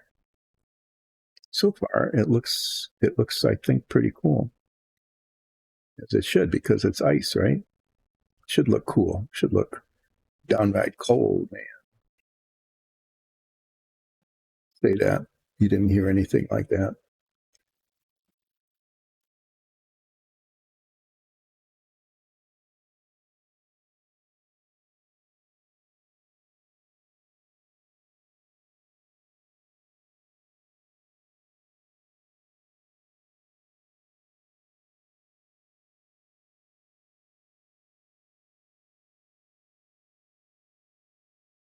temptation here is going to be to put too much of it on in the wrong places. So I'm going to try to resist that temptation.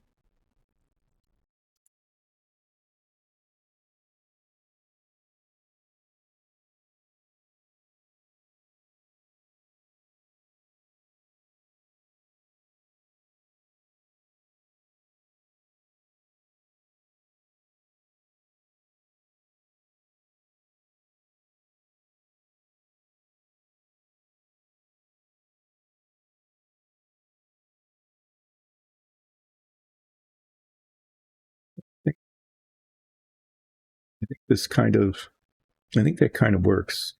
Okay. This,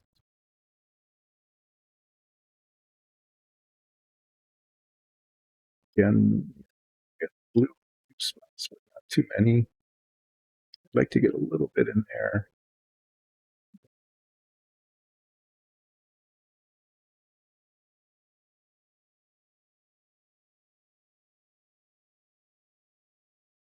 What do you think? Does that look kind of like that work?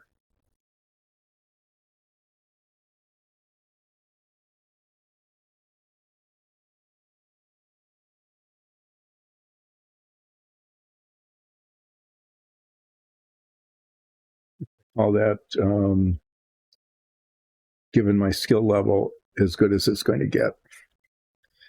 And thank you. That was very kind. Yeah, I should see. Probably looks better on screen than it does in reality here. But I'm not going to mess with more colors, I don't think. I could get like a really dark blue and put some dark blue points on it, but I'm not. I'm going to get out the ivory, though, and cover up that mess. This should still be shaken, not stirred from before.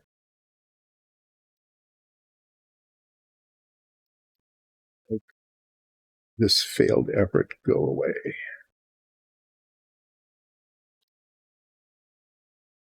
That dry, and then after the break, come back and attempt to do a flame appearance again.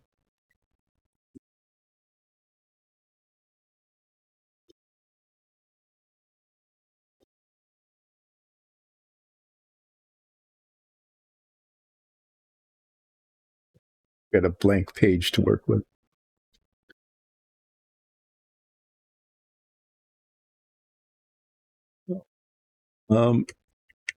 Yeah, I will. I'm going to mention that to Nicole and Alexis. I know they take pictures. They take pictures of the things when they're done, but to be honest, I don't know where they put them. On Instagram, I'm not sure. But when I came down this morning, they had done a little stage setup of a couple of the figures that I had finished last week. I think they did these like brightly colored druidic kind of things. They had those, and the unfinished model of this. But thanks, yeah, I think that would I should do that, or it should be done. Yeah, so this one is like 99% done. I just need to try to, once again, there's a little bit of blue bleeding through, but that's probably okay, because I'm going to do kind of a pointillist kind of thing, trying to make that look like a flame on the book, so that a viewer would say, oh yeah, you're studying how to do flames. And they'll wonder, why is an obvious fire mage, because you're dressed all in fire colors, right, dealing with a ball of ice? Well, there's a backstory that's related to our Dungeons and Dragons campaign. So I can keep repeating it, or maybe I can just say, why don't you look at some of the YouTubes of our Dungeons and Dragons campaign? The Battle Against Bruchelion.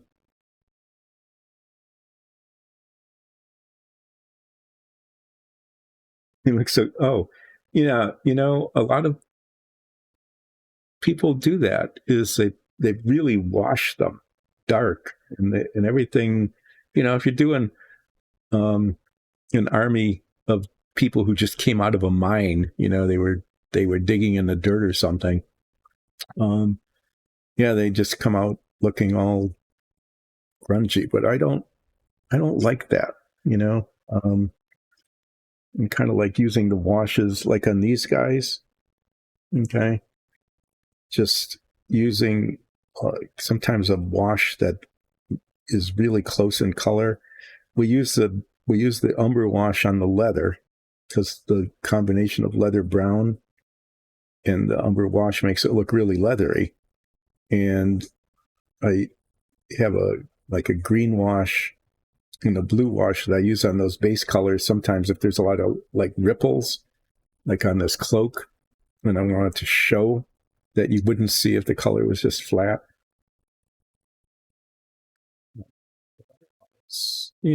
People just aren't covered in dirt and mud all the time. So there.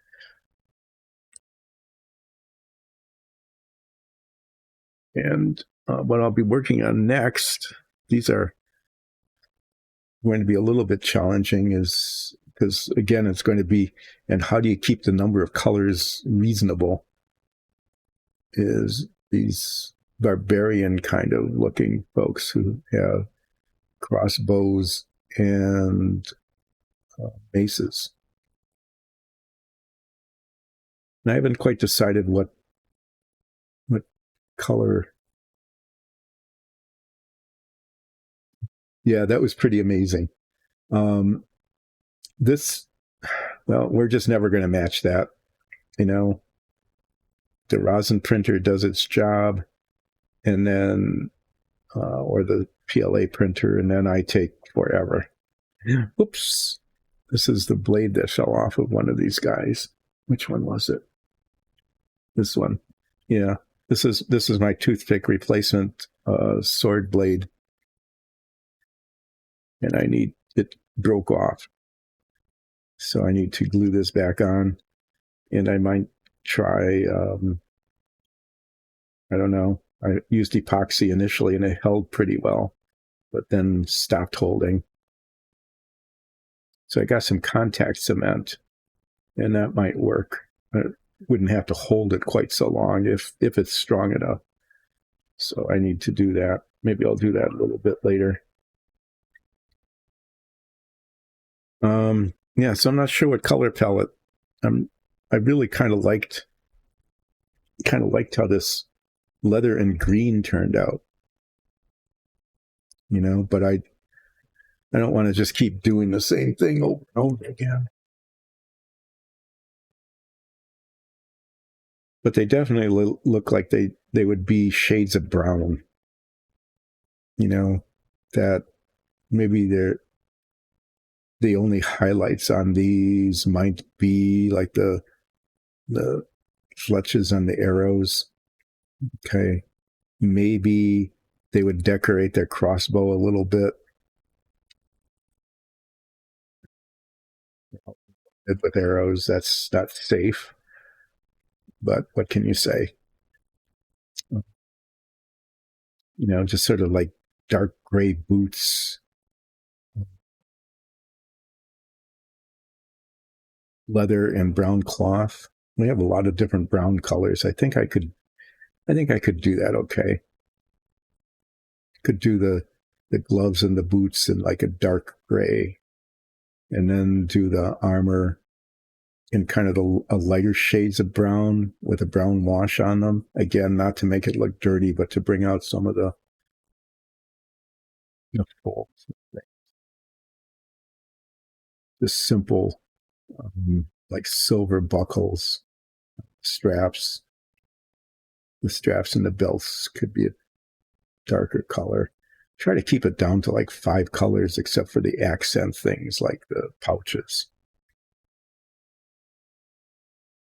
Anyway, I'll give those a go. But I think that's what I'm going to do is just stick to just browns and grays. I don't think they'll look really drab, but they don't look like they would be very colorful either. There are these other ones, these roguey kind of figures. The roguey kind of figures they might be kind of the same kind of color palette. They might have a few splashes of color on them. Sure.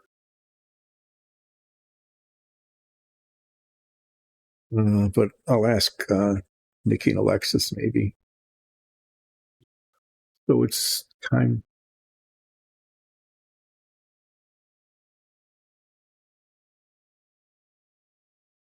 Right. Sometimes they, like with the leather, you know, I want to change the base color. And the wash does that because otherwise it looks way kind of pukey yellow. Um, for the most part, yeah, you just want the wash to settle down in the shadows so that you don't lose, like this one has really long flowing cape on the front and the back. You don't want to lose that texture, but you also don't want to go out of your way to have it just look like it's dirty, unless you want it to look dirty, like you've been out doing a campaign in the mud. That might be part of it. Is your minifigs had been out in the mud, doing some sort of forced march campaign over the last week, and they haven't had a chance to clean up. But thank you for that. Sometimes I wonder that I don't use it enough and that the figures look kind of flat. But I think that,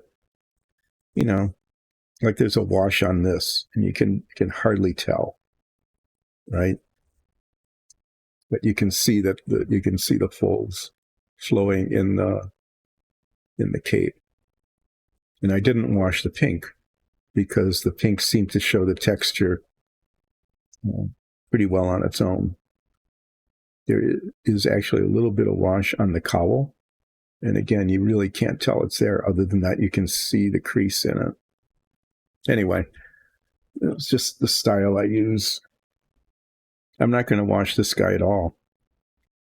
Just, I'm not sure what it would do other than muddy it up. And the way the paint went on unevenly is it already has done its job.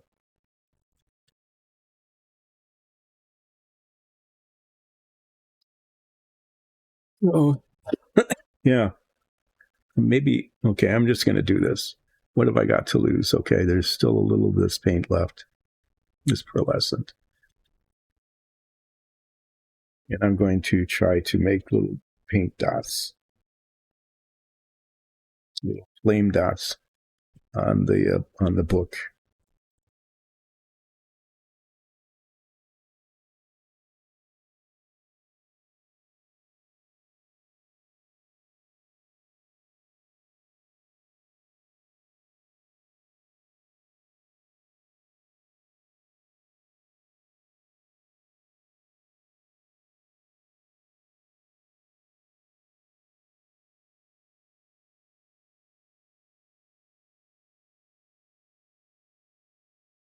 And I would say, it's not a great success, but it looks less sucky than it did before.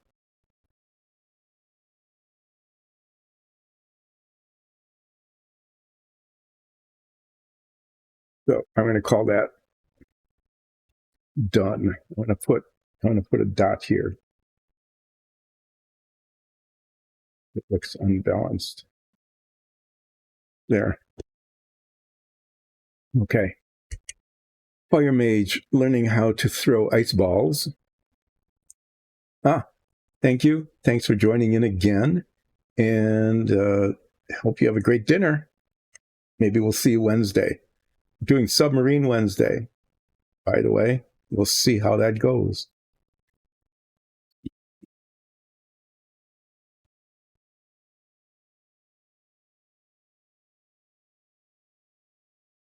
Anyway, it is time for me to stretch a little bit.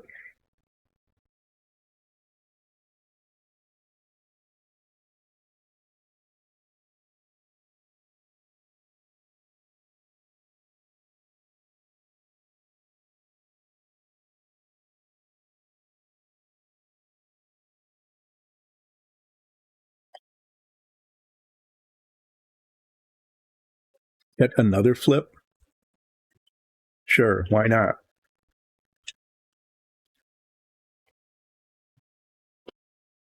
Flip in the same thing.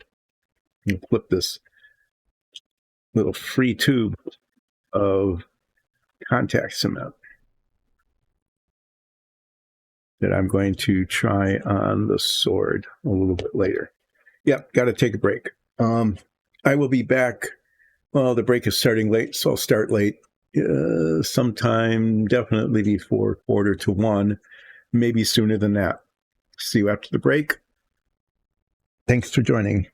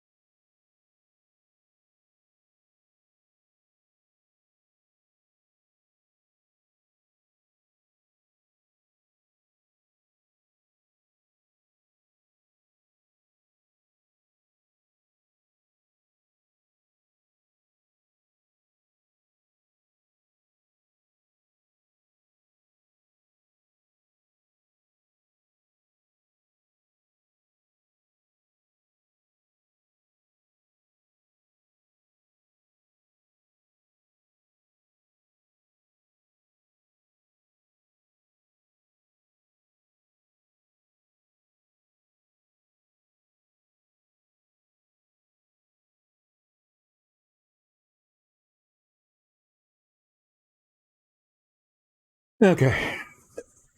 So, not too late. You got started break late. You got to get the break in. So we finished this guy. The fire mage is complete. And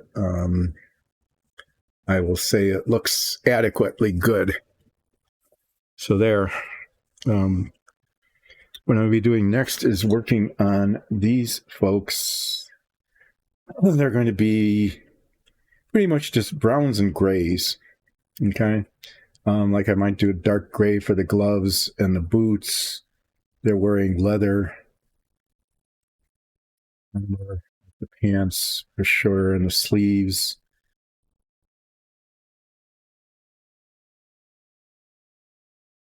See just where all the delineation is. Maybe I'll do a darker brown, for the belts.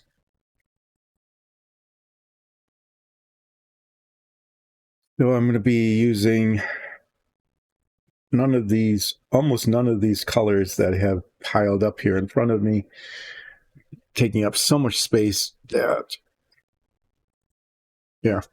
Well, okay, this is what I'm going to do instead of actually putting them all away, because that would be kind of boring to watch. So I'm going to just shove them up there. Keep a couple around. Ivory I'll probably use.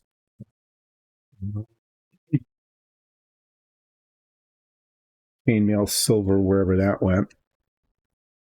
I'll likely use that, because there's a couple of little metal embellishments, like some buckles on the belts that go across and on their belt. I might just do that. I want it to show, so I might use gunmetal, which is a darker color, or chainmail silver, which shows up a little better, but doesn't seem to be present. Yeah, things just really got messy and out of control here, it looks like.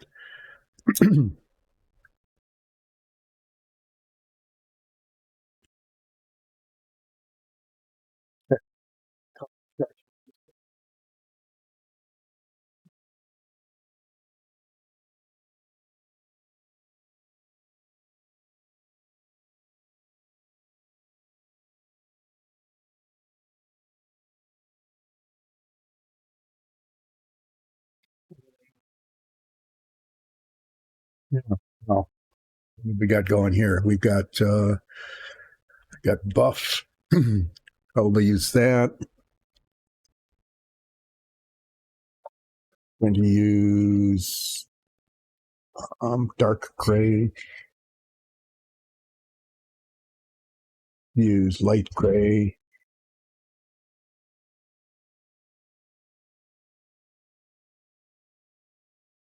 Sure, there's any black.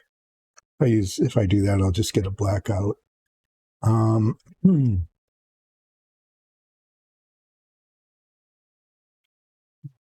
gray that's been opened. That's our our custom is to, if we open it, to put some paint on the surface so that we don't keep opening jars of the same color over and over again.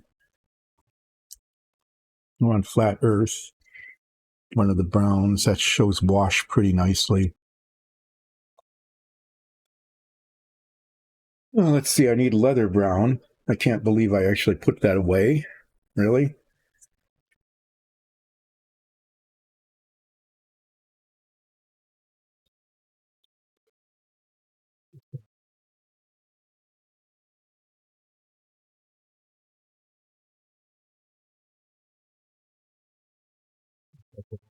Been using for everything. Cork brown? Cork brown, I think, is a good color.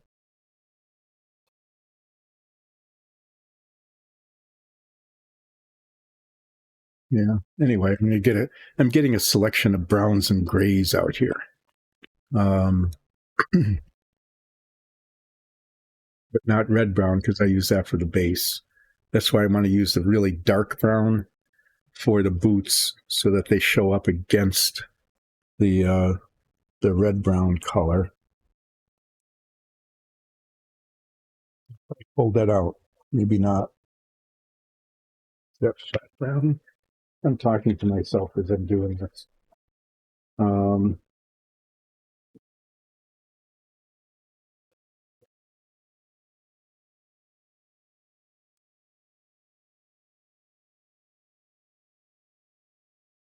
think I'm going to use what brown is almost the same color as. I'm not sure I gained very much with that. I'm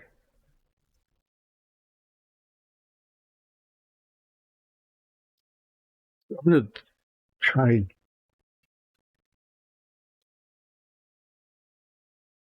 Mother.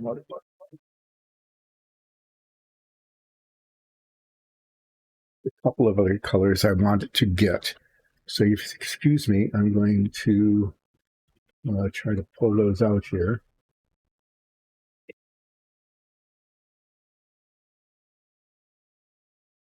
It's the chainmail silver I was looking for.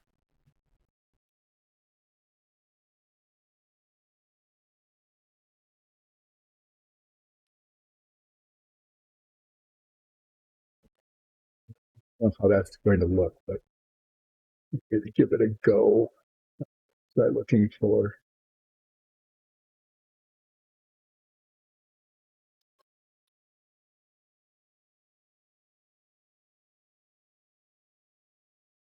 Those two colors. Those are what I was looking for. I've been using, I'm going to use a slightly darker tone for the hands and face on these. And I'm going to put that on first because I want to see what that looks like. Okay. Now, take these glasses off. It looks like this figure has gloves that some of them just have like wristbands, and then their hands are bare. Actually, it looks like this the same thing here. So there's a little ridge there, so there's like little bracer kinds of things. Yeah, hands and face on that one. What do we got going here? Looks like his arms are bare from the shirt down. Legs are covered. So I'm going to try this color, and when it dries, we'll see what it looks like. This, I've been using this flesh tone, which, you know, isn't bad, but is now present on all 9 of these figures.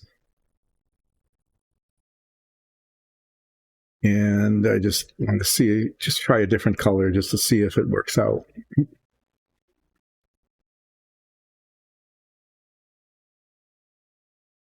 Some of these haven't been used in a long time, so we'll see. Mix them up and see how it looks.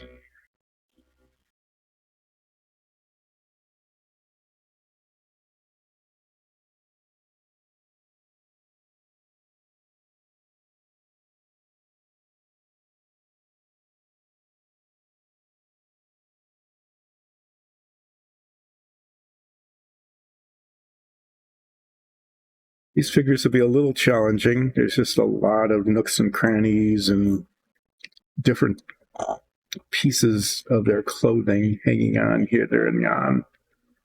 So I'm going to have to see how I approach this. I'm going to do the flesh tone thing first, because if it doesn't work, I want to be able to change that really quickly.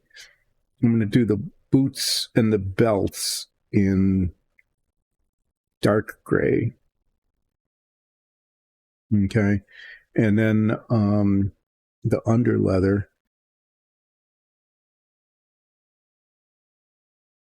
in leather brown. That's the color I was looking for that I didn't find.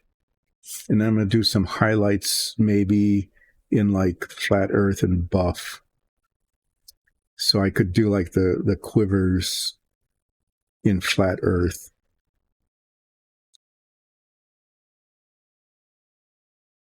Do maybe a brown wash on those. They've got maybe they would have metallic highlights, kind of bindings on there like that. I don't know. I might paint the crossbow. I might paint the crossbow kind of a bright color, just like maybe scarlet red even, not like a yellow or green or something like that. Well, having said that, green might work. Maybe even a gloss green, like it's kind of varnished or something. Because they might just really, be proud of their crossbows and they would decorate them. That might work.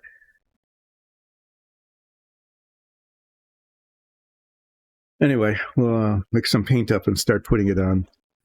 Sometimes just trying to decide what colors to stick on something, becomes a challenge.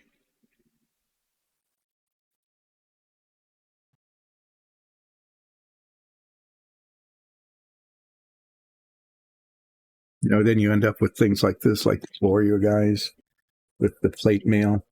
And it was, their home colors are blue. So they've got this blue cape. That kind of thing happens. So let's hope this is mixed up well enough. Let's see. Looks pretty yucky as a color, fresh out of the bottle, but sometimes it looks different once it dries. We'll see how that works. Let's paint her hands and face, and then do the same on the other one.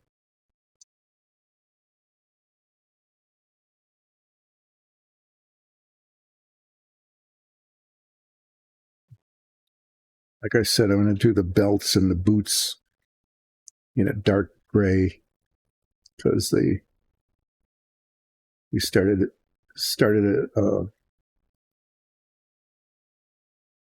sort of trying to be consistent here that boots and belts are always going to match. It's just going to be our thing, matching boots and belts.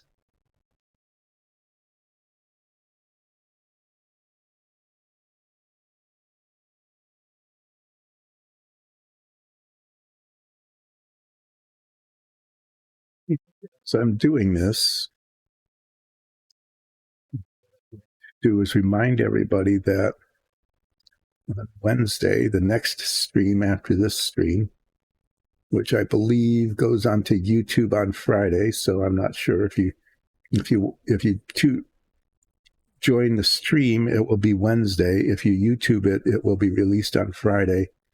I'm going to go back to the vintage submarine, the Renwall cutaway submarine, George Washington, the first nuclear-powered ICBM launching submarine, launched Polaris missiles before there were such things as Trident.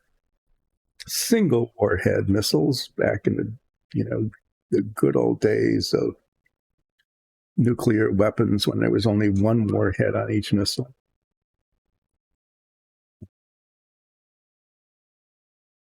Got the paint all over, including the inside of the cowl, but that's okay. I just want to make sure that this gets to where it needs to go.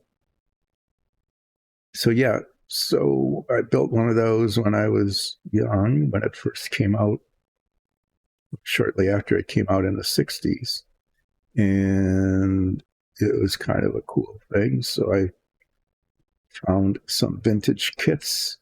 I found that it was really hard to find one that wasn't started, and those become collector items in themselves. And it would be a shame, to mess up somebody's collector thing. So I found some that had been started, and I wasn't sure if they were complete. So I actually bought 2 George Washingtons and an Andrew Jackson, which came out a little bit later. There's some subtle differences in the way the missile hatches are done. But that was a digression. Anyway, yeah. So I bought like 2 original George Washingtons and an Andrew Jackson, which is essentially the same model except for very like 4 parts in the whole thing. And what I found was that when I opened them a week or so ago on one of these streams, is that it looks like there's enough parts, usable parts, in the combination of those kits to put one together. And I bought those things because I really wanted to do it again. You know, it was a lot of fun to build. It was big and it looked cool when it was done. So I got permission from the other members of Dyson Dungeons to see how that goes on the stream. So one day a week, Wednesdays, starting this Wednesday, I'm going to be pulling those out and starting to work on them. And what I would really appreciate is those of you who are like followers and subscribers is to let us all know, you know, commenting on YouTube or social media or, you know, however you wish to communicate, whether or not it's, you know, something that you think should continue, whether I should continue working on this submarine on Wednesdays or probably forever, because, you know, when I built this when I was a kid, okay, there's a little bit of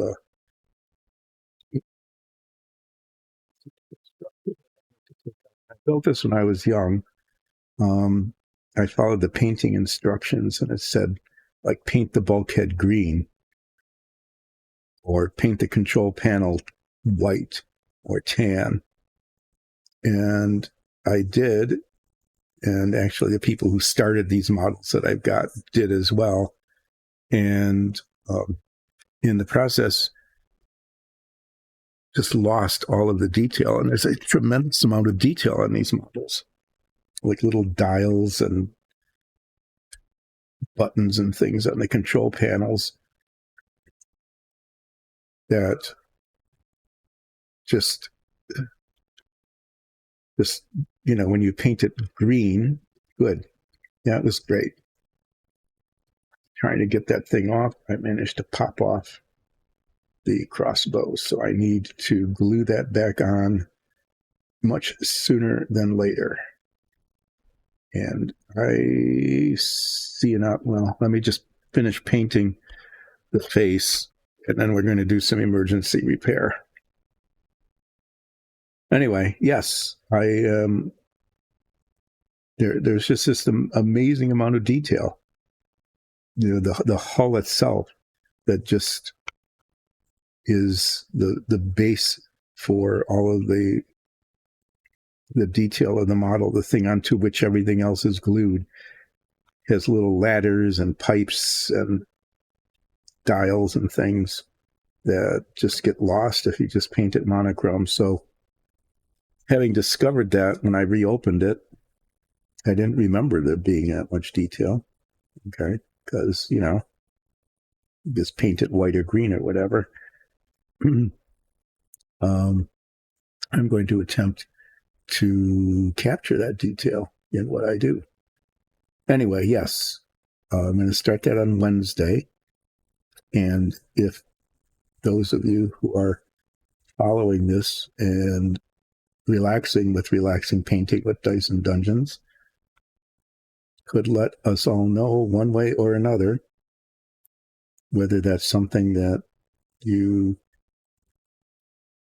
enjoy and should be continued, or alternately something that you just go, this is not what I tune in for.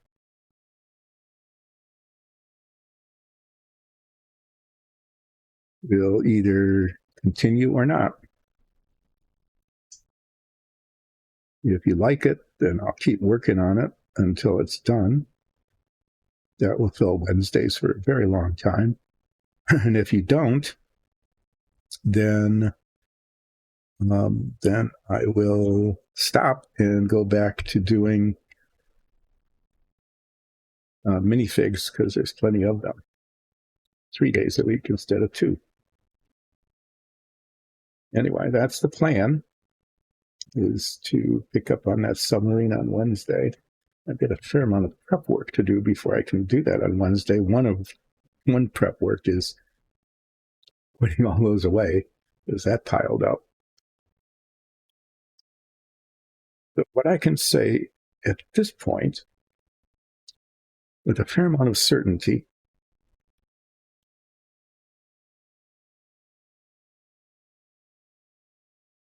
is that color kind of sucks. I mean, there really aren't many orange people. And it's not that I was particularly enamored with this color, okay, for face and hands, but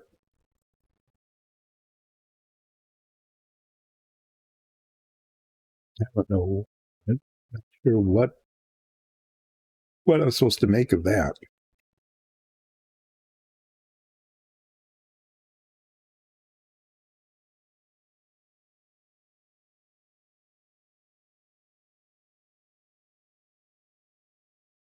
So I don't know right now whether I'm going to repaint it. Maybe I'll just leave it. I might just leave it on these, just see what happens as it finishes. So what we need to do here, before moving on too terribly quickly, is as I was trying to get one little spot off of this that had a connector between the crossbow and the back, I snapped that off. So I can either fix this with epoxy, which means mixing it up and holding it for 5 minutes, or I could use super glue if I have a tube of it that's still working, hoping that I can get it exactly right the first time. Or I can try this new stuff that we just got. And I have no idea how this is going to work, but, let's give it a try. It can't be any worse than the thing being broken, right? This is a contact cement. And the way contact cement works is you put a little on one side and a little on the other side, and you let it set for a bit. And then when they come in contact with each other, it grabs, which means that I should have like a tiny little bit of time to adjust it. Okay, so that it's just right. Tiny bit of time to do that. Not quite as long as waiting for epoxy to set, but not quite as rapid as using super glue.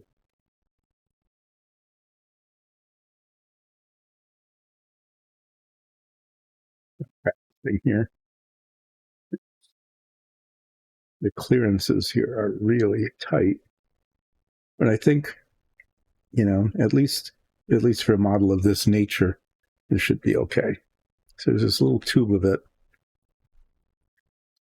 We bought some other glue, and this came with it.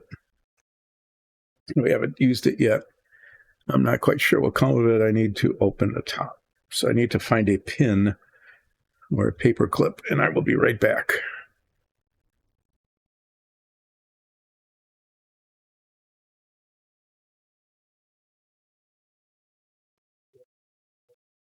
Prepared for piece breaking off. Okay. I didn't intend to break off a piece, but I did. So I have this collection of all sorts of wonderful little pins and nails and things. Insect pins, T-top pins, push pins. These are like little decorative nails, but I think it'll work on this. Yeah, and then it comes right out. So the idea here is to get tiny tiny, well, it's all kind of feathering. Tiny touch of it on one of the surfaces, of the broken surfaces. Getting it to actually, oh my. Yeah, so the idea is to get it like on everything. Just to have it stick to everything, everywhere.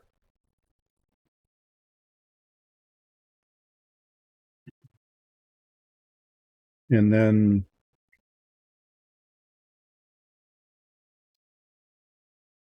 it sets for a bit.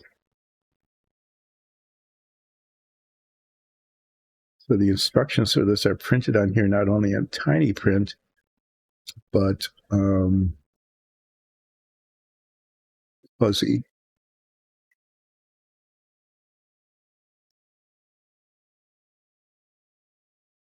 Surfaces. Wait 2 minutes and then press them together. See outer package for full directions, but there was no outer package that came with this because it was just a tube of free sample that came with something else. So there's a possibility that there would just be this glob of cement that I'll need to like file away or sand away or something. Been 2 minutes. Yeah, 2 minutes takes forever when you're waiting for it. Hi, old blogger. Coming and going. Okay. What I'm doing here right now is some emergency repair work. There was just this little support structure thing between the head and the crossbow on this figure. And when I broke it off, the crossbow snapped off. So I'm experimenting with some contact cement here to see if it will hold it together. And I'm hoping this works so I don't have to resort to the epoxy because that just takes too long. So I'm waiting the 2 minutes before I put them together, and we'll see if it holds. I'm giving this like a 50-50 chance. The other thing I was doing was I'm experimenting with a different flesh tone. And I have to say that I was showing you this is the flesh tone I used on all of the other 9 models, which, you know, it's not too bad. This one is very orange, so I'm not terribly happy with it. What I might do is I have yet another one. It's a little darker yet, but it's not quite as orange. Because I might just try that. I might just paint it on her hands maybe and see how it looks. I'm probably not going to do, I don't know. Breaking this off wasn't a good thing. So let's stick them together and see if the contact cement works on contact.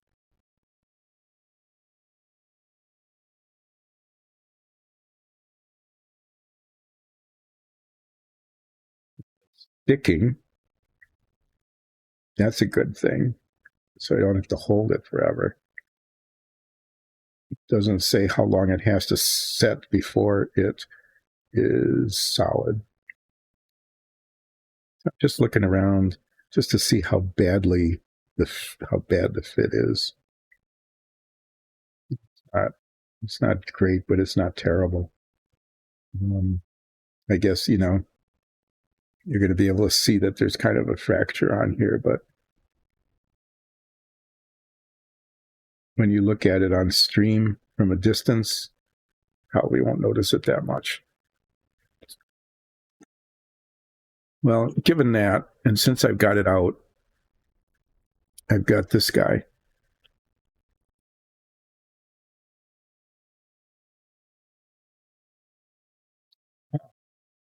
Yeah, it is. Yeah, pretty yellowish orange.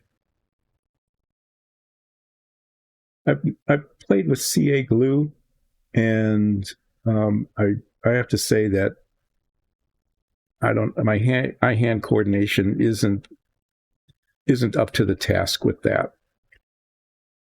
So I know that would work really well, and a lot of people use it very successfully, but I am one of those people who can use it unsuccessfully.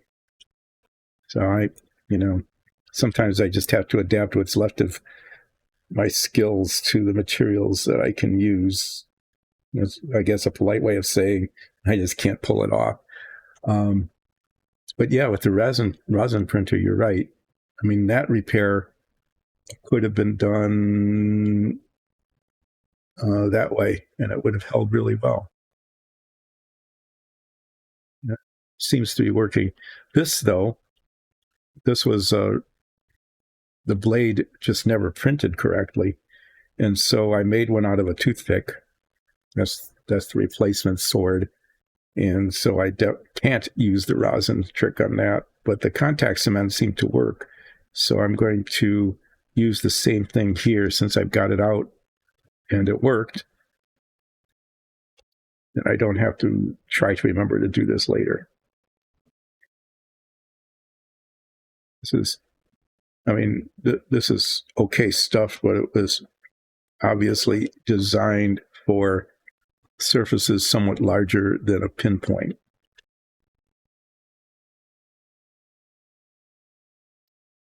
Go with what you got. I was informed that when I installed this toothpick replacement blade last time, I put it on upside down. I think that the curve is supposed to be the cutting edge, right? So like that. So when I put this together, thanks for all of the advice. I learned my painting skills when I was like 12 years old, 11 and 12. And that consisted of, I had a brush and maybe 8 different colors of Tester's enamel. Okay, that was it. And so the amount of detail I could do was limited by this one brush I had, which was, I would say, probably maybe like this one. It wasn't as good a brush, I don't know what it was made out of, whatever they were selling in 1963 or 64.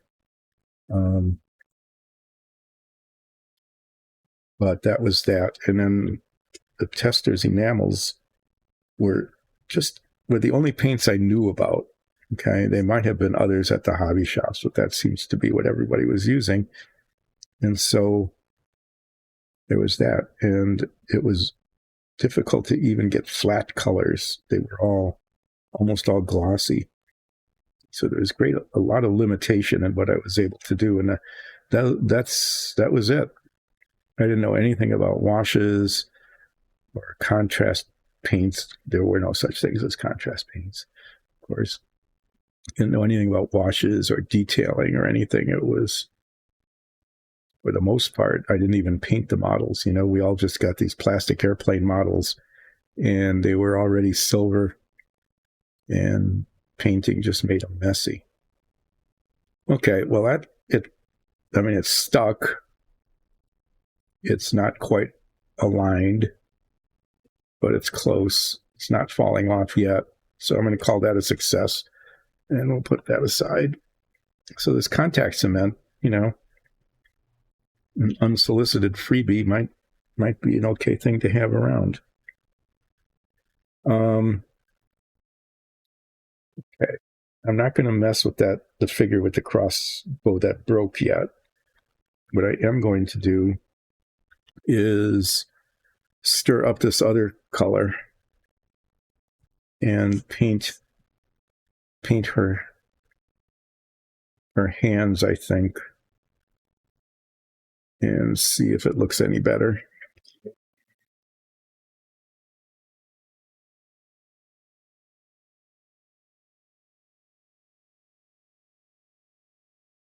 Yeah, so my painting techniques are basically one size brush, Tester's enamels, 8 different colors maybe.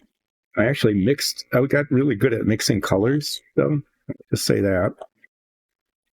but I didn't really have any jars to save them in. So I had to, you know, if it didn't work out, if the edges or boundaries weren't clean or anything, there wasn't much I could do about it after the first coat went on. I didn't have any magnifiers. The lighting was mainly through the window in the basement above the workbench. So my skills are primitive, and now I'm learning all these new things. Here I am streaming painting, and, you know, let's just say that, like, this is the 1990s NASCAR compared to maybe Formula One racing. Like you all are doing all these things with contrast paint and these wonderful magnifying glasses and different kinds of shading techniques and stuff. And I've still got 5 lug nuts on each wheel, and I'm using carburetors. But I can live with that. So it doesn't look too terribly different than the other one. Yeah, okay, well, let's stick some on her hands. Yeah, see if it looks a little bit less yucky. Looks a little lighter. I guess that would be a good thing. And it does seem to be, at least initially, less orange.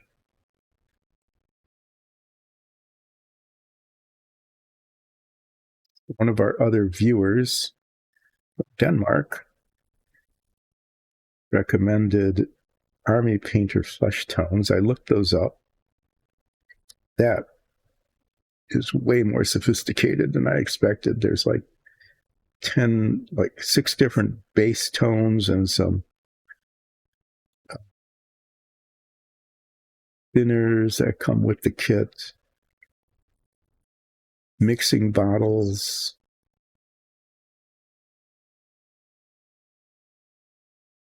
toners, different washes to put on them, to apply over the flesh tones.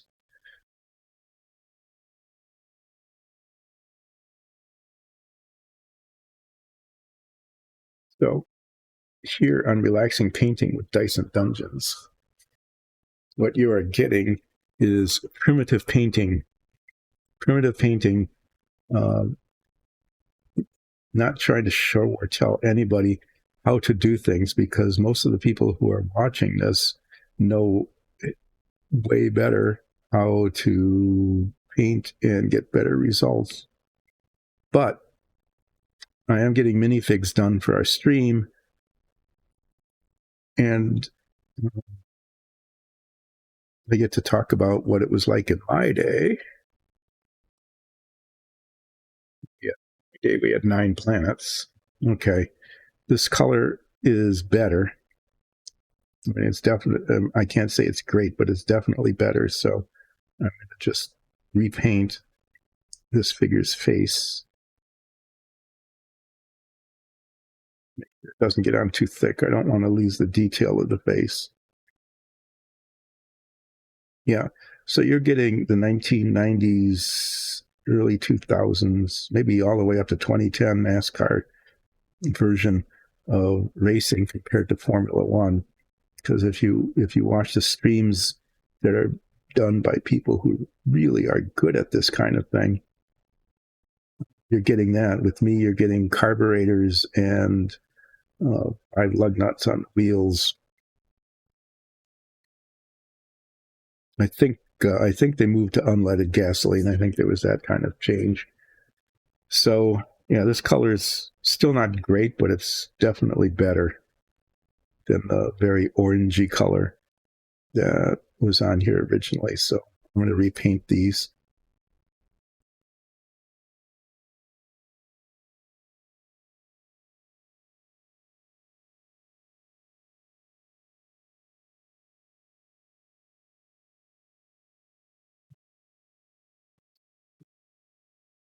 Got rogue bristle on it.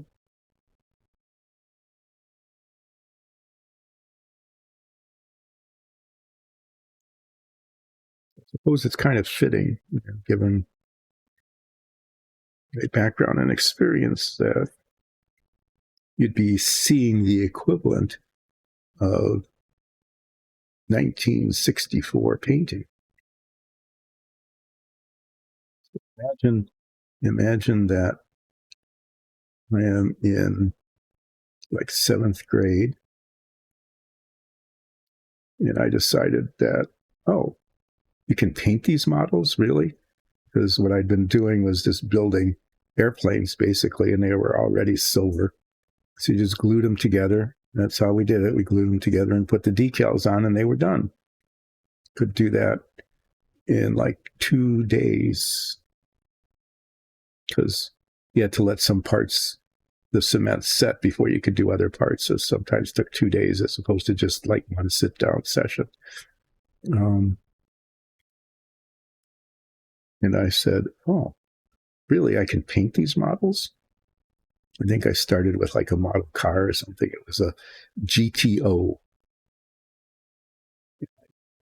to be lemon yellow. This, not even lemon. I mean, really light yellow, kind of lemon chiffon kind of yellow color. That's the color a GTO should have been. 1964 GTO, right? New car.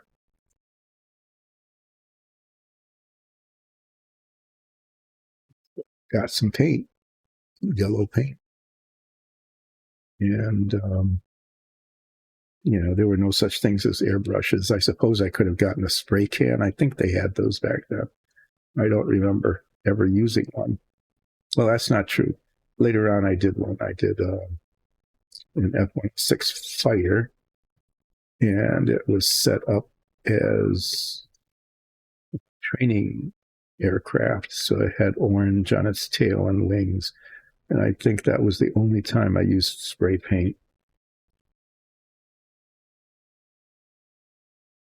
Anyway, yeah, brushed on that yellow. I think it turned out okay. Who can tell, right?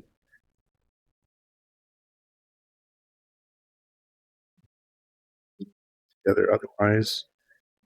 So until I started doing Ed Big Daddy Roth Fink figures, which I painted in ways to match the cover of the box as well as I could, I didn't do much painting at all.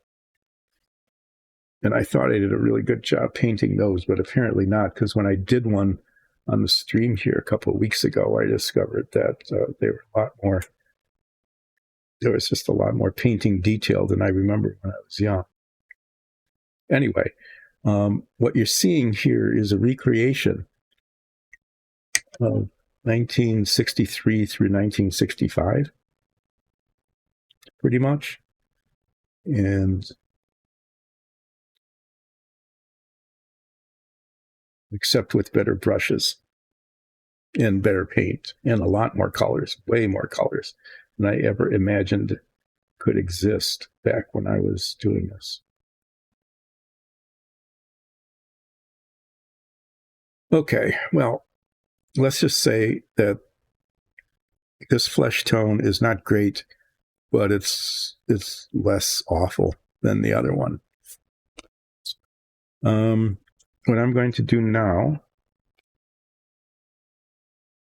is I like to kind of start at the surface and work my way down. Is I think I want to do the belts, the crossing belts that are, and the utility belt that are holding the pouches, and the crossbow and the quiver. And I was going to do the belts and the boots in the same color.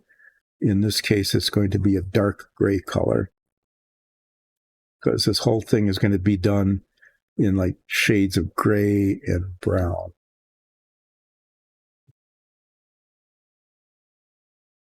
The under armor is going to be leather brown, like the leather that I did on these guys.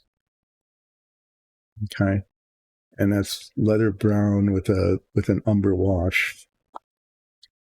Sword has stayed on, at least so far.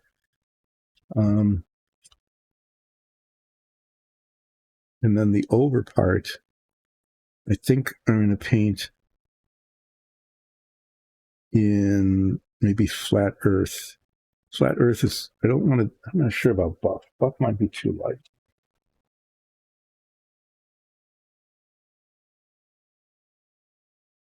Okay, maybe I'm not going to use the leather brown.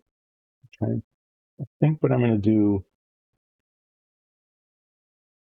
is I want the lighter color underneath. I want to paint the under part in buff and then paint the over part, this flowing, sweeping thing, front and back. I'm not going to do the back a different color.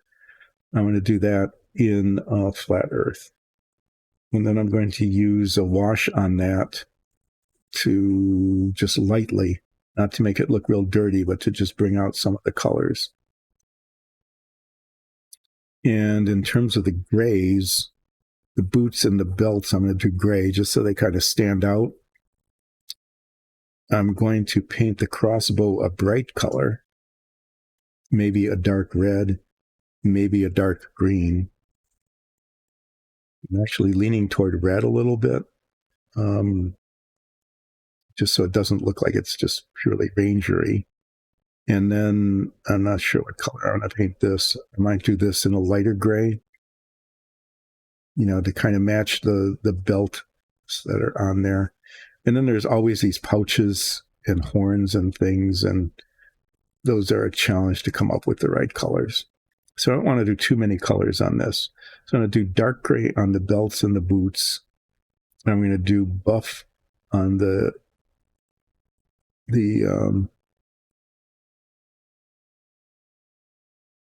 pants and the sleeves, and flat earth. And it looks like this whole thing, the whole cowl and shirt, it doesn't look like that's a different fabric than this. It looks like these are the same, just held by the belt that way.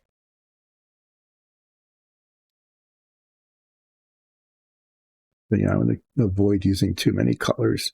I'm going to paint the dark gray part now.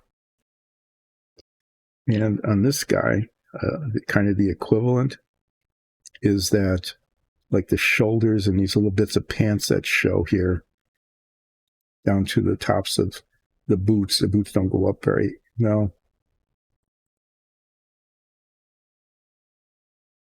This is one of those where it's hard to tell.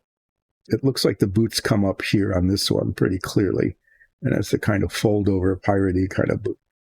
And this one is a little less clear, but it's clear enough I can do that. So the little bit of pants that show and the arms, I'm going to do on the buff, like on that one, and then use the flat earth on this whole big over bit. And I'm going to paint the boots and the belts of the same dark gray color. And then we'll mess around with the arrows and things later. Yeah, that's poor broken crossbow. But it's attached. That's the important thing. Okay, well, let's give this a stir and put it on.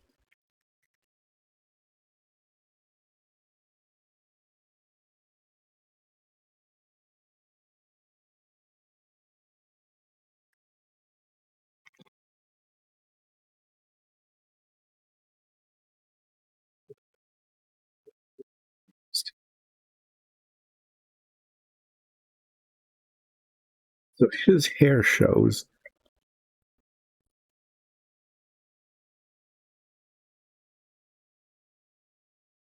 I have to decide what color to paint the hair.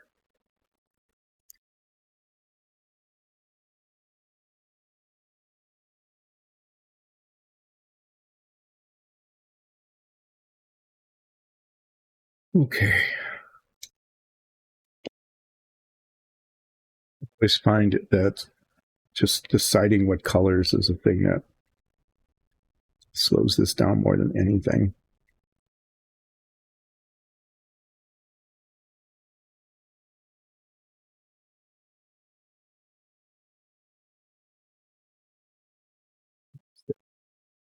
Boots go up to here. So it looks like the pants kind of come up over them.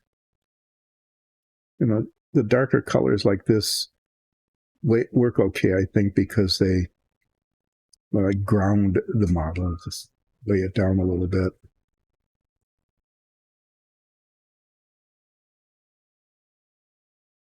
And it should be a decent contrast when we do the belts up there.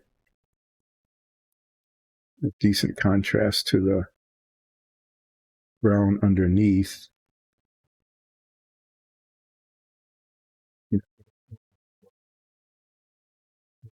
Weird, I don't think.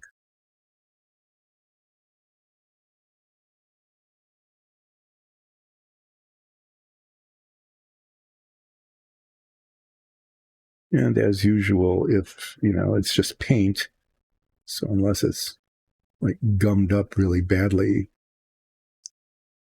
it's a detail. I can always repaint it.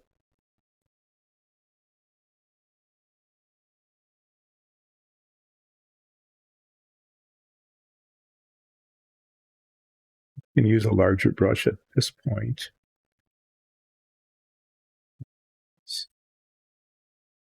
They probably get painted over.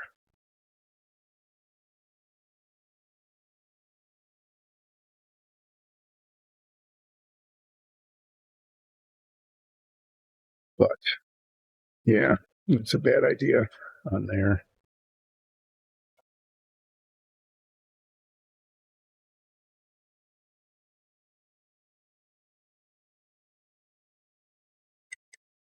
Even though I can get swap paint around, I'm going to use the finer brush on the belts because I don't want it to just go everywhere and become a mess. I don't need to use my magnifier on this yet because just a little piece of the belt that shows in there. So painting that. And then it like ties a knot and comes down here.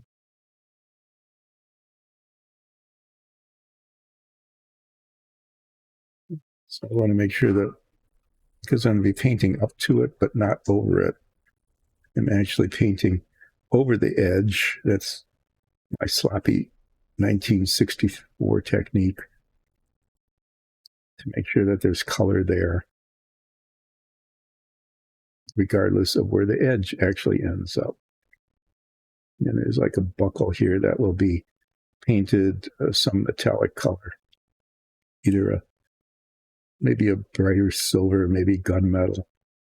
I think a brighter silver so it shows up again, so you can at least see it.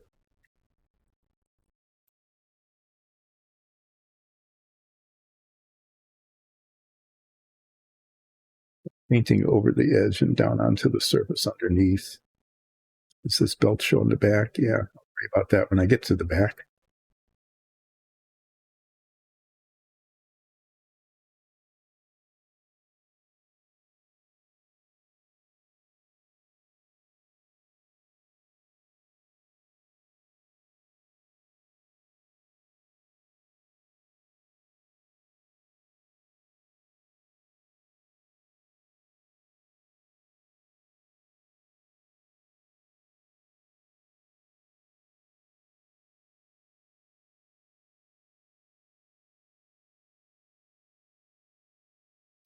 Like, how models, they always come skill level 1, 2, 3. Yeah, they could go like 1 through 10, right? But they only come up with 3 levels, so that if you're only like at a skill level 1, you don't feel like you're forever behind somebody who's at skill level 3. If they went like through 1 through 10 and you were skill level 1, you might be pretty discouraged comparing yourself to someone who was even at a skill level 7, and a skill level 7 isn't anywhere near the top. So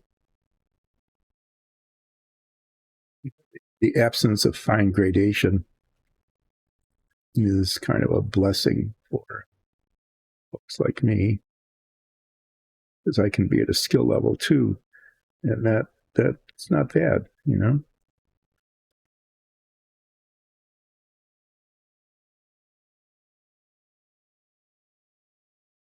This is the one place where I need to be very careful with the application of the dark gray paint, because it is a surface under there that's already painted.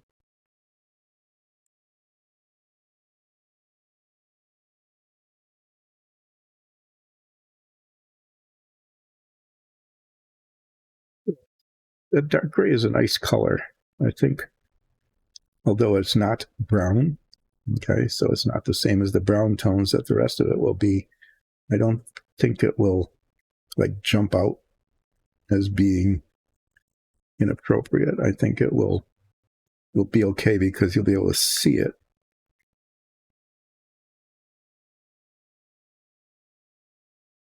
Against the brown leather tones.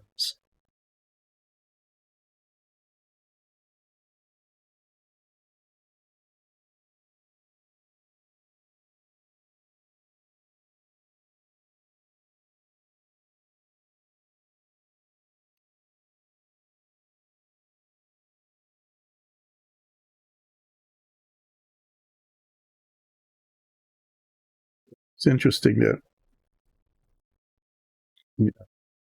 the Smithsonian Air and Space magazine a couple of months ago did a whole article about plastic models and how there was this period of time where plastic airplane models were just thing.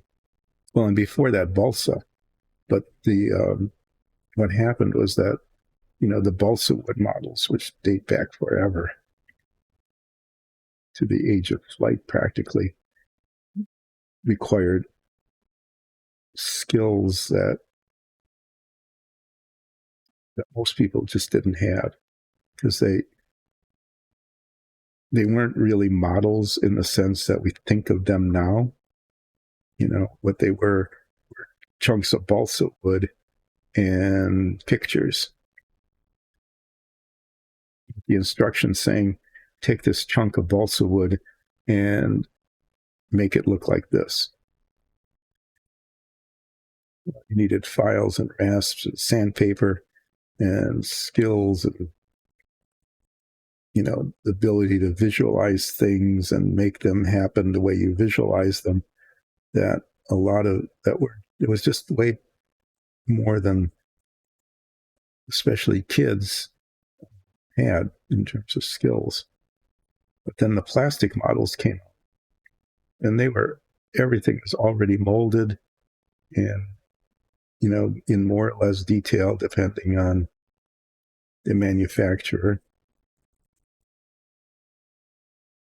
So it just opened the world of modeling up to a whole lot of people who wouldn't be interested or capable, because all you needed to do really to get something that looked like an airplane was to get yourself some model cement, which came in tubes, was very viscous, got over everything.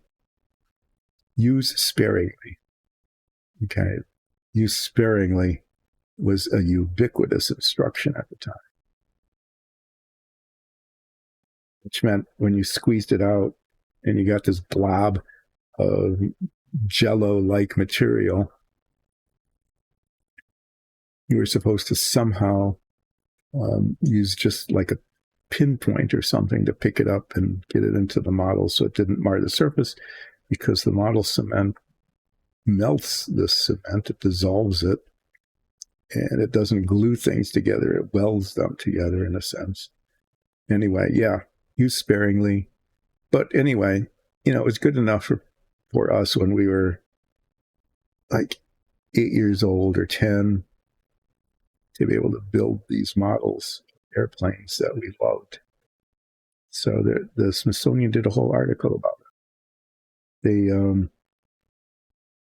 did a compare and contrast with some of the detail of various manufacturers, and people who took their modeling really seriously were, argued about this one was really fanciful and everybody loved the cover art, but their models sometimes didn't have anything to do very much with the thing they were modeling, whereas others were practically blueprints of the actual airplane.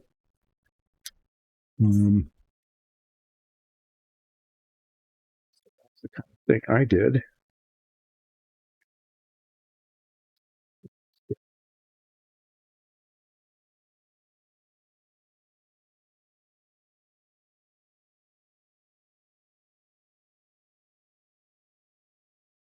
Anyway, it was interesting that what I was doing when I was growing up made the Smithsonian Air and Space magazine.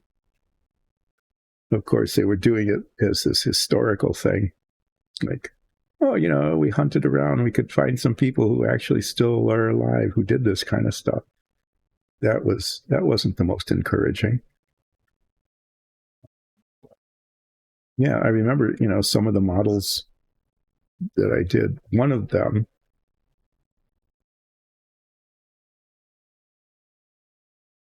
very famous model.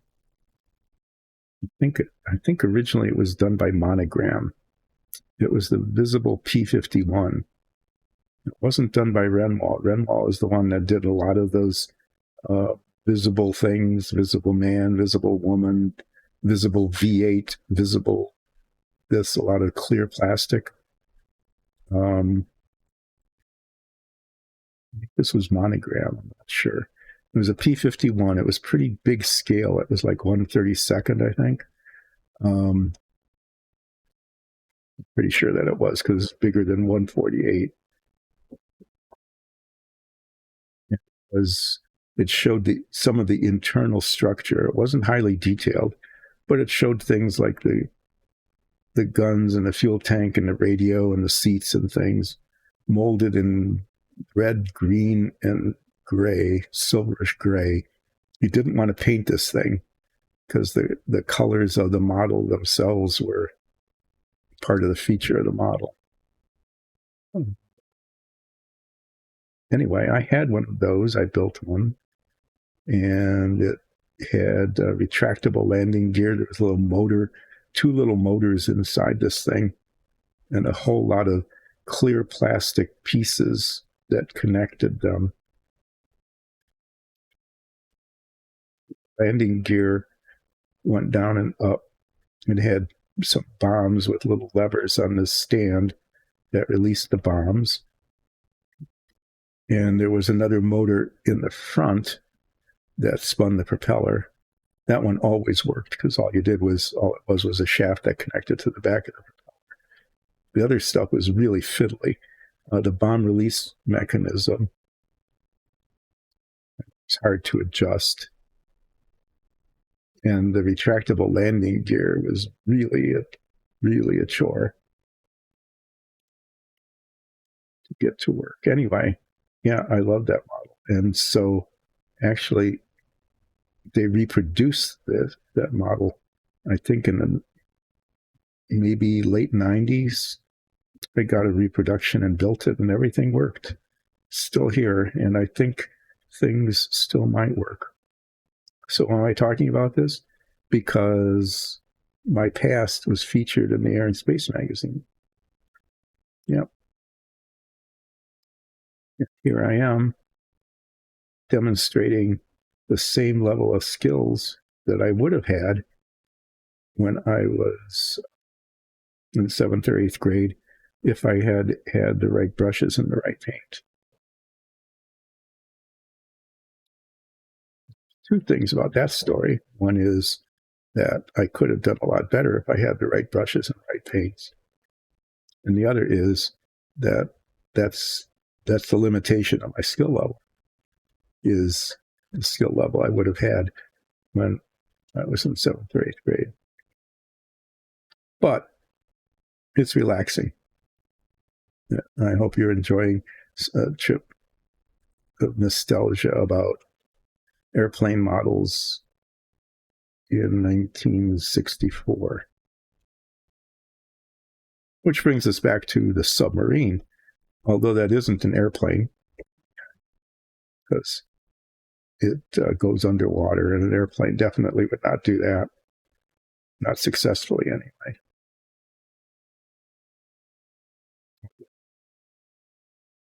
think there was a TV show, I might digress. I think it was called Supercar. Supercar was pretty cool. There was this vehicle that was an airplane. It flew, and it went, since it was car, I think it was a car, it went, you could drive it, and it was also a boat and a submarine. That is, you could go on the water and go underwater. It's pretty cool. It was a puppet show, marionette show, technically, and yeah, you could see the strings of the marionettes. So you were never confused that it was real because these were marionette figures, right? And you could see their strings, so you knew that Supercar was not a real thing. Yeah, I mean, if you had one of those, I suppose. But anyway, that brings us back to the submarine. That was another one of those things I did back then. Why I want to do it again, because I remember it being truly cool.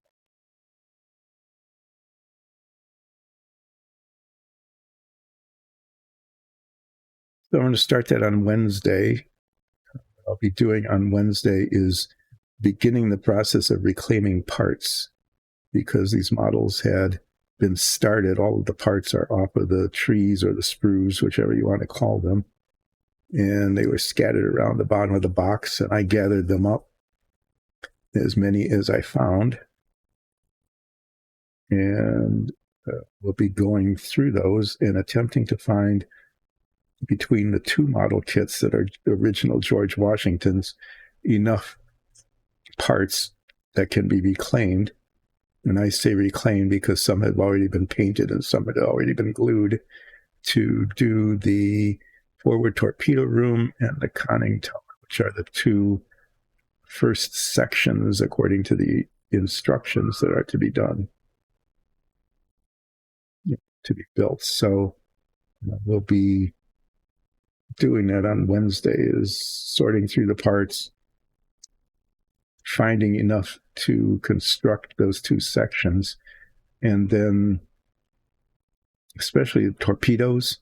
There are no unstarted torpedoes on the two kits. One was not painted, but they were glued in, and the other ones were painted but not glued in. And so I'm going to be going through those and deciding whether to try to clean the paint, because they were very badly, let's just say they were badly painted, but they were not prepped. So there's still really horrible mold marks on the torpedoes. One of them I know is so bad it looks like it has fins along the whole side of the torpedo. The mold mark was so bad.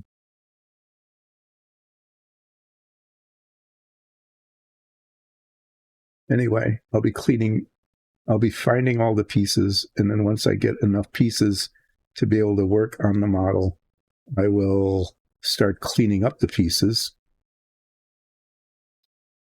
And what I'll be doing in the stream is doing that until I have enough pieces to complete those two sections, and possibly a third, depending on the time of the stream, I mean, how long it takes to do that. And I'll clean them up, and then I will, between then and the next Wednesday, prime them so that I can start painting.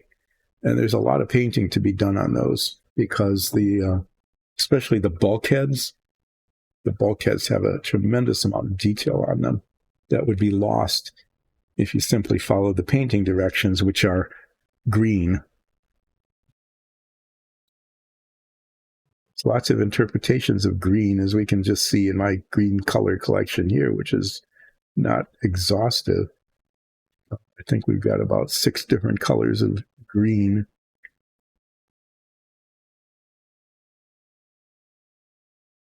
Of course, green back then meant Tester's enamel green.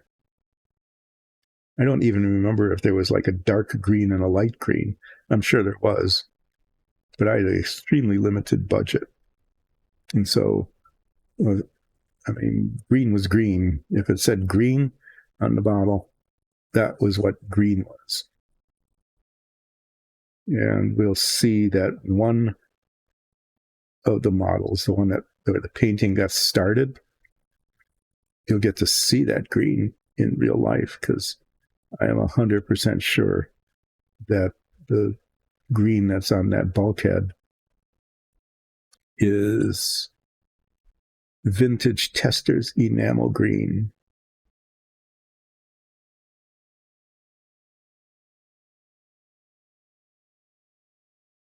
A choice at that point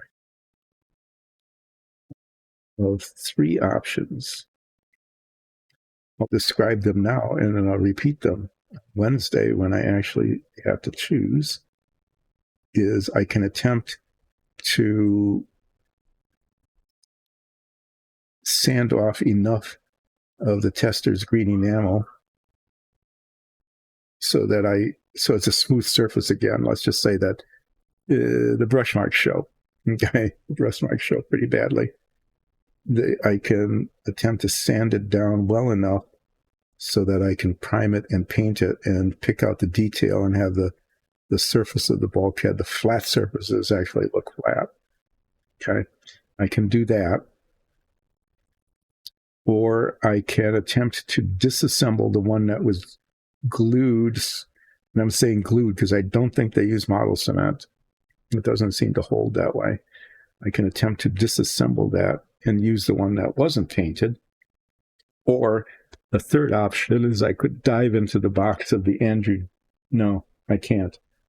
The Ethan Allen, not Andrew Jackson. Andrew Jackson model actually came out even later.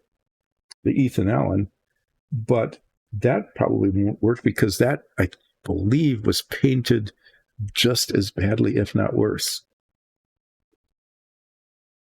Somebody painted all the bulkheads green, even when the instructions didn't say so. Yeah, so I'm going to work with those 2 options. I think I will try both, because if I remember correctly, when I first opened these things, even though the not cemented but painted George Washington, the torpedoes were being painted this garish bright silver, Chester silver, right? Very bright, but also the mold marks, so that all needs to be sanded and filed and things in order to make it work. I think there's one missing, so I'm going to have to pry at least one torpedo out of the glued but not painted model. And if I'm doing that, I might just try to disassemble the whole thing to get as many parts out of there as I can. And then I'll see what that bulkhead looks like. Okay, what I want to do now is I want to decide what color their hair is, because I just want to get that out of the way. It's almost 2. That'll be the last thing I'll do today, is paint the hair.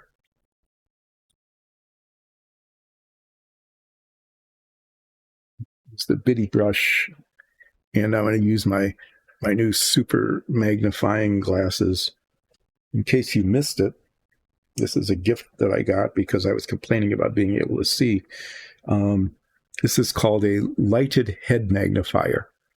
That's what it says on the box. It's a lighted head magnifier. There's a light on it. What's disturbing about that is that it's a head magnifier. So it either magnifies your lighted head or it is lighted as it magnifies your head. But in either case, it magnifies your head. It's really cool. It's got this like rubber thing up against your forehead. These that go on your nose are way better than the glasses that I wear. This is adjustable. I don't want to know how much they paid for this gift, but it actually is really good, and I'll be using it quite a lot on the submarine. Because when I'm just painting this kind of thing, I don't really need it because I'm just getting paint on surfaces and making sure that the surfaces are covered. But when I failed at that, I just saw this. I don't know if this will end up showing or not, but maybe the top of the belt shows along the top of this bag. So I'm going to put a line of this gray there just in case. So I didn't need it for that. I'm going to use it for the hair. The level of magnification is a little bit higher than the level of the steadiness of my hand. I'm thinking of painting this hair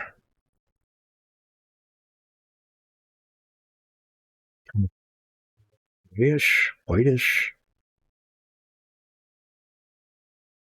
The rest of this is going to be basically two brown tones.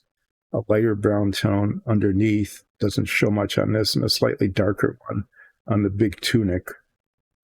Very likely paint this gray with some metal highlights on the banding.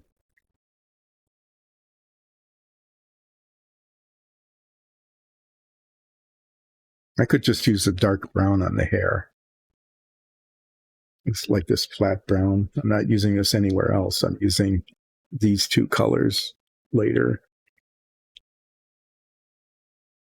I think I'll just do that.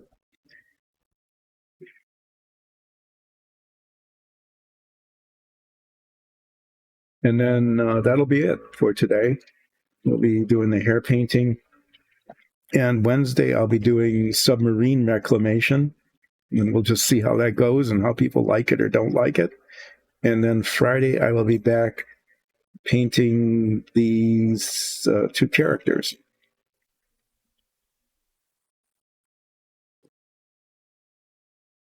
Show off. This is what I finished today. This is the Fire Mage learning how to cast Ice Fire. And that turned out okay. So let's see if I can get the hair painted without getting this brown paint all over its face. I'll turn on the light. The thing about this is that it gives you great detail like at this distance, but it's like right here. That's it, just that range. And I can see all the flaws in what I had done with the other color. That's the downside of these, is that you can just so clearly see what wasn't done well before. Okay, and what you can't clearly see is the paint bottle. On camera, yeah.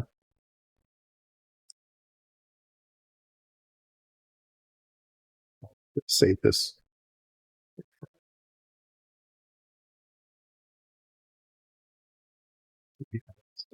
Sure. This is just going to take longer than I thought.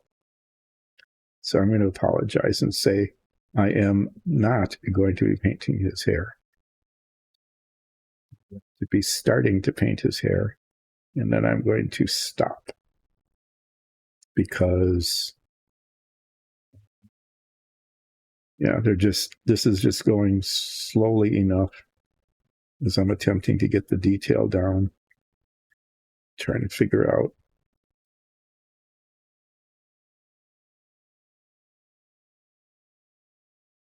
sideburns or a beard. It looks actually like there's a beard.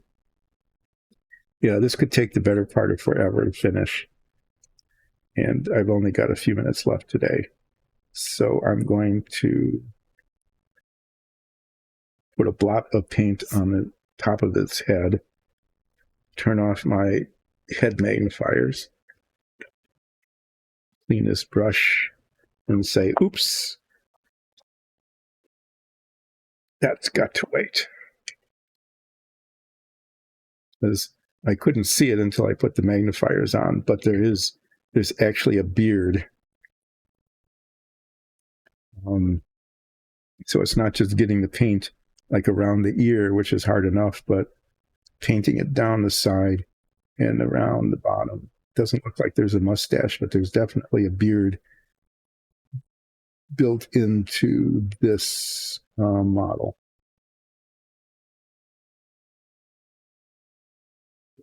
It's that. I'll say that the skin tone paint it's darker than the one I'd used earlier, but it's not hideous. At least it should work pretty well with the brown paint. I'm not sure I'm going to use it again, though. We'll get some judgment about that. All right. So I'm going to wrap up now and remind you all once again that on Wednesday we're doing submarine reclamation. And I'm going to want your feedback about whether that's something I should continue once a week or do off stream. This was the 2X. 2X worked pretty well.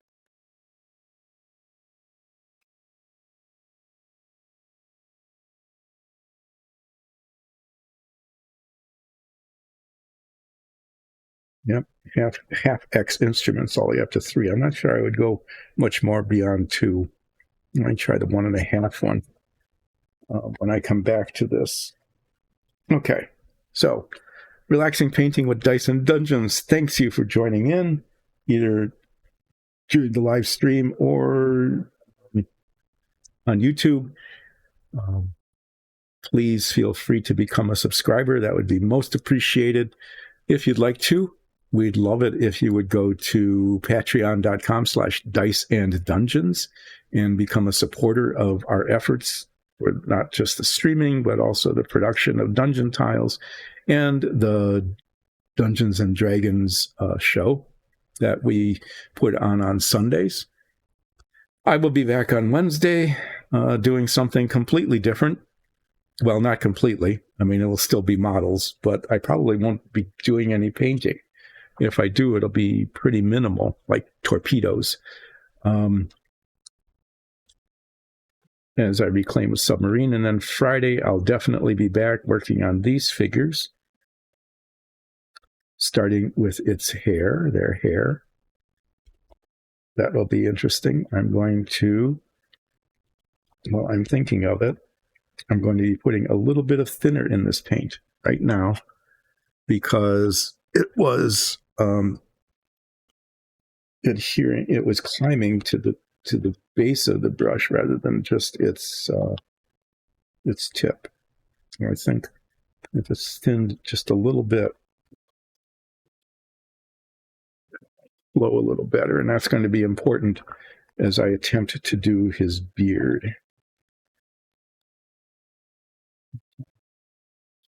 So this paint, this paint, this paint, this paint, and then I'll be deciding on the color for the crossbow and the fletches on the arrows. This will just be metallic. Yeah, we'll try not to get too carried away with colors, and we'll see. We've got some belt buckles to paint, that kind of thing.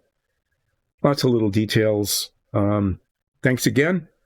We will see you all on Wednesday on Relaxing Painting with Dice and Dungeons. Thank you all. Have a good afternoon, evening, or morning, depending on what time zone you're in. Bye.